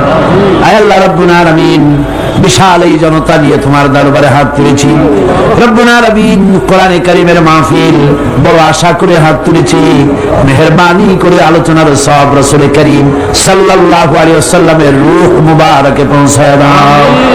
तमाम পৃথিবীর মাটির নিচে মুমিন মুমিনাত যারা শুয়ে আছে তাদের রূহের ভরে সব পৌঁছায় দাও রব্বুল আলামিন। আমাদের মা বাপ যাদের দুনিয়া থেকে বিদায় হয়ে গেছে কবরগুলিকে জান্নাতের টুকরা বানায়া দাও রব্বির হামহুমা কামা রব্বায়ানি সগীরা। সবাই পড়েন রব্বির হামহুমা কামা রব্বায়ানি সগীরা। আয় আল্লাহ, আমাদের মা বাপ যাদের বেঁচে আছে স্বাস্থ্য ভালো রাখো আল্লাহ, তাদেরকে হায়াতে তাইয়্যিবা দাও, সেহাতে কুল্লিয়া দাও, খাতিমা বিল খাইর করো রব্বুল আলামিন। কোরআনে কারীমের মাহফিলে বড় আশা করে আমরা হাত তুলেছি, আমাদের জিন্দেগির সকল গুনাহ খাতা মাফ করে দাও। আয় আল্লাহ তাআলা, জীবনে বহু গুনাহ করেছি, গুনাহ করে করে জীবনটাকে নষ্ট করে ফেলেছি। আয় আল্লাহ, তুমি দয়া করে মেহেরবানি করে আমাদের জিন্দেগির গুনাহ মাফ করে দাও রব্বুল আলামিন। না বুঝে সওয়াব মনে করে অনেক শিরক বিদআত আমরা করেছি, মনে করেছি ওতে সওয়াব হবে, আমরা বুঝি নাই। আল্লাহ, আমাদের ভুল বুঝানো হয়েছে, নিজেরাও ভুল বুঝেছি। এভাবে সওয়াবের নিয়তে শিরক বিদআত আমাদের মধ্য থেকে যা হয়েছে আল্লাহ দয়া করে তুমি আমাদেরকে ক্ষমা করে দাও। আয় আল্লাহ, আমাদেরকে দয়া করে শিরক এবং বিদআত মুক্ত জীবন যাপনের তৌফিক দিয়ে দাও রব্বুল আলামিন। এত বড় বিরাট তাফসীরুল কোরআন মাহফিল, লক্ষ লক্ষ টাকার প্রয়োজন আল্লাহ, টাকা পয়সার অভাব নাই রব্বুল আলামিন। তুমি গানি আর আমরা ফকির। আয় আল্লাহ, এই শহরেতে এমন লোক আছে একজনই মাহফিলের খরচ দিয়ে দিতে পারে। আল্লাহ, তোমার বান্দাদের দিল তুমি নরম বানাইয়া দাও। কোরআনের মাহফিল কোন বছর ঋণগ্রস্ত থাকে নাই, এবারও যেন থাকে না। আল্লাহ, বাজেট যা আছে তার চাইতে বেশি তুমি মেহেরবানি করে জোগাড় করে দাও রব্বুল আলামিন। আরেকটা দোয়া তোমার দরবারে করি, চেসনিয়া আর বজনিয়া শেষ হয়ে গেল আল্লাহ, ওদের সাথে আমাদের রক্তের সম্পর্ক নাই, ওদের সাথে আমাদের আত্মীয়তার সম্পর্ক নাই, ওদের সাথে আমাদের শুধু ইমানের সম্পর্ক। আল্লাহ, ওদেরকে মেরে মেরে কাফেররা শেষ করে দিল মাবুদ। বজনিয়া আর চেসনিয়ায় আর একবার তুমি তোমার রহমতের ফেরেশতা পাঠায় দিয়া সাহায্য করো আল্লাহ। কাশ্মীরের মুসলমানদের উপর আরেকবার সাহায্য করো রব্বুল আলামিন। এই মাহফিল আল্লাহ, যত মানুষ আসে আল্লাহ বড় আশা নিয়ে আসে কোরআনের মাহফিলে, অনেকের রোগ ব্যাধি আছে, তাদের ধারণা কোরআনের মাহফিলে দোয়া কবুল হয়। আল্লাহ, তুমি দয়া করে এই ধারণা তুমি মঞ্জুর করে নাও। যার যত রোগ আছে, বালাই আছে, ব্যাধি আছে, আল্লাহ সকলকে মাফ করে দাও রব্বুল আলামিন। প্রতিদিন হাজার হাজার মা বোনেরা নিজের ঘরের কাজকে ফেলে রেখে কষ্ট করে কোরআনের মাহফিলে হাজির হয়ে যায়। আল্লাহ, মা বোনদের জিন্দেগির গুনাহ খাতা মাফ করে দিও আল্লাহ। মা বোনদেরকেও হযরত আয়েশা, ফাতিমা, খাদিজার মতো বানাইয়া দিও রব্বুল আলামিন। এই মাহফিলে আমাদেরকে তুমি কবুল করে নিও আল্লাহ। কোরআনের কথা, ইমানের কথা, তোমার ব্যাপারে যা বললাম এই কথাগুলি আমাকে আর শ্রোতাদেরকে আমল করার তৌফিক দিয়ে দিও রব্বুল আলামিন। এই মাহফিল আর 2 দিন আছে আল্লাহ, বাকি 2 দিন তোমার কুদরতি নিজাম দিয়ে এটারে চালাইয়া দিও। এত বড় মাহফিল স্বেচ্ছাসেবক দিয়ে, পুলিশ দিয়ে নিয়ন্ত্রণ করা সম্ভব নয় আল্লাহ। পুরা মাহফিলের দায়িত্ব তুমি নিজে গ্রহণ করো আল্লাহ রব্বুল আলামিন। যার যে মনে কষ্ট আছে আল্লাহ, সকলের কষ্ট তুমি দূর করে দাও আল্লাহ। আয় আল্লাহ, যে কোরআনের কথা বলতেছি তোমার কথা, এই কোরআনের আইন বাংলাদেশে চালু হয়েছে, এই দৃশ্য আমাদের চোখে দেখার তৌফিক দিয়ে দিও রব্বুল আলামিন। প্রত্যেকের মনের কষ্ট দূর করে দিও রব্বানা তাকাব্বাল মিন্না ইন্নাকা আনতাস সামিউল আলিম ওয়া তুব আলাইনা ইন্নাকা আনতাত তাওয়াবুর রহিম। আয় আল্লাহ, আরেকটা দোয়া করি, বাংলাদেশে বড় রকমের রাজনৈতিক সংকট চলতেছে আল্লাহ। দেশ কোন দিকে যাচ্ছে কি হবে আমরা কিছুই বুঝি না। আল্লাহুম্মা লা তুসাল্লিত আলাইনা মান লা ইয়ারহামুনা, আল্লাহুম্মা লা তুসাল্লিত আলাইনা মান লা ইয়ারহামুনা, আল্লাহুম্মা লা তুসাল্লিত আলাইনা মান লা ইয়ারহামুনা। আয় আল্লাহ, এই জমিনের মানুষদেরকে আল্লাহ তোমার হাবিবের পৃথিবীর দ্বিতীয় বৃহত্তম মুসলমানের দেশ আল্লাহ দেশটাকে ষড়যন্ত্রের হাত থেকে বাঁচাইয়া দাও। সুবহান রাব্বিকা রাব্বিল ইজ্জাতি আম্মা ইয়াসিফুন ওয়া সালামুন আলাল মুরসালিন আলহামদুলিল্লাহি রাব্বিল আলামিন ওয়াজআল আখিরা কালিমাতিনা ইনদাল মাউত লা ইলাহা ইল্লাল্লাহু মুহাম্মাদুর রাসূলুল্লাহ। আসসালামু আলাইকুম ওয়া রাহমাতুল্লাহ।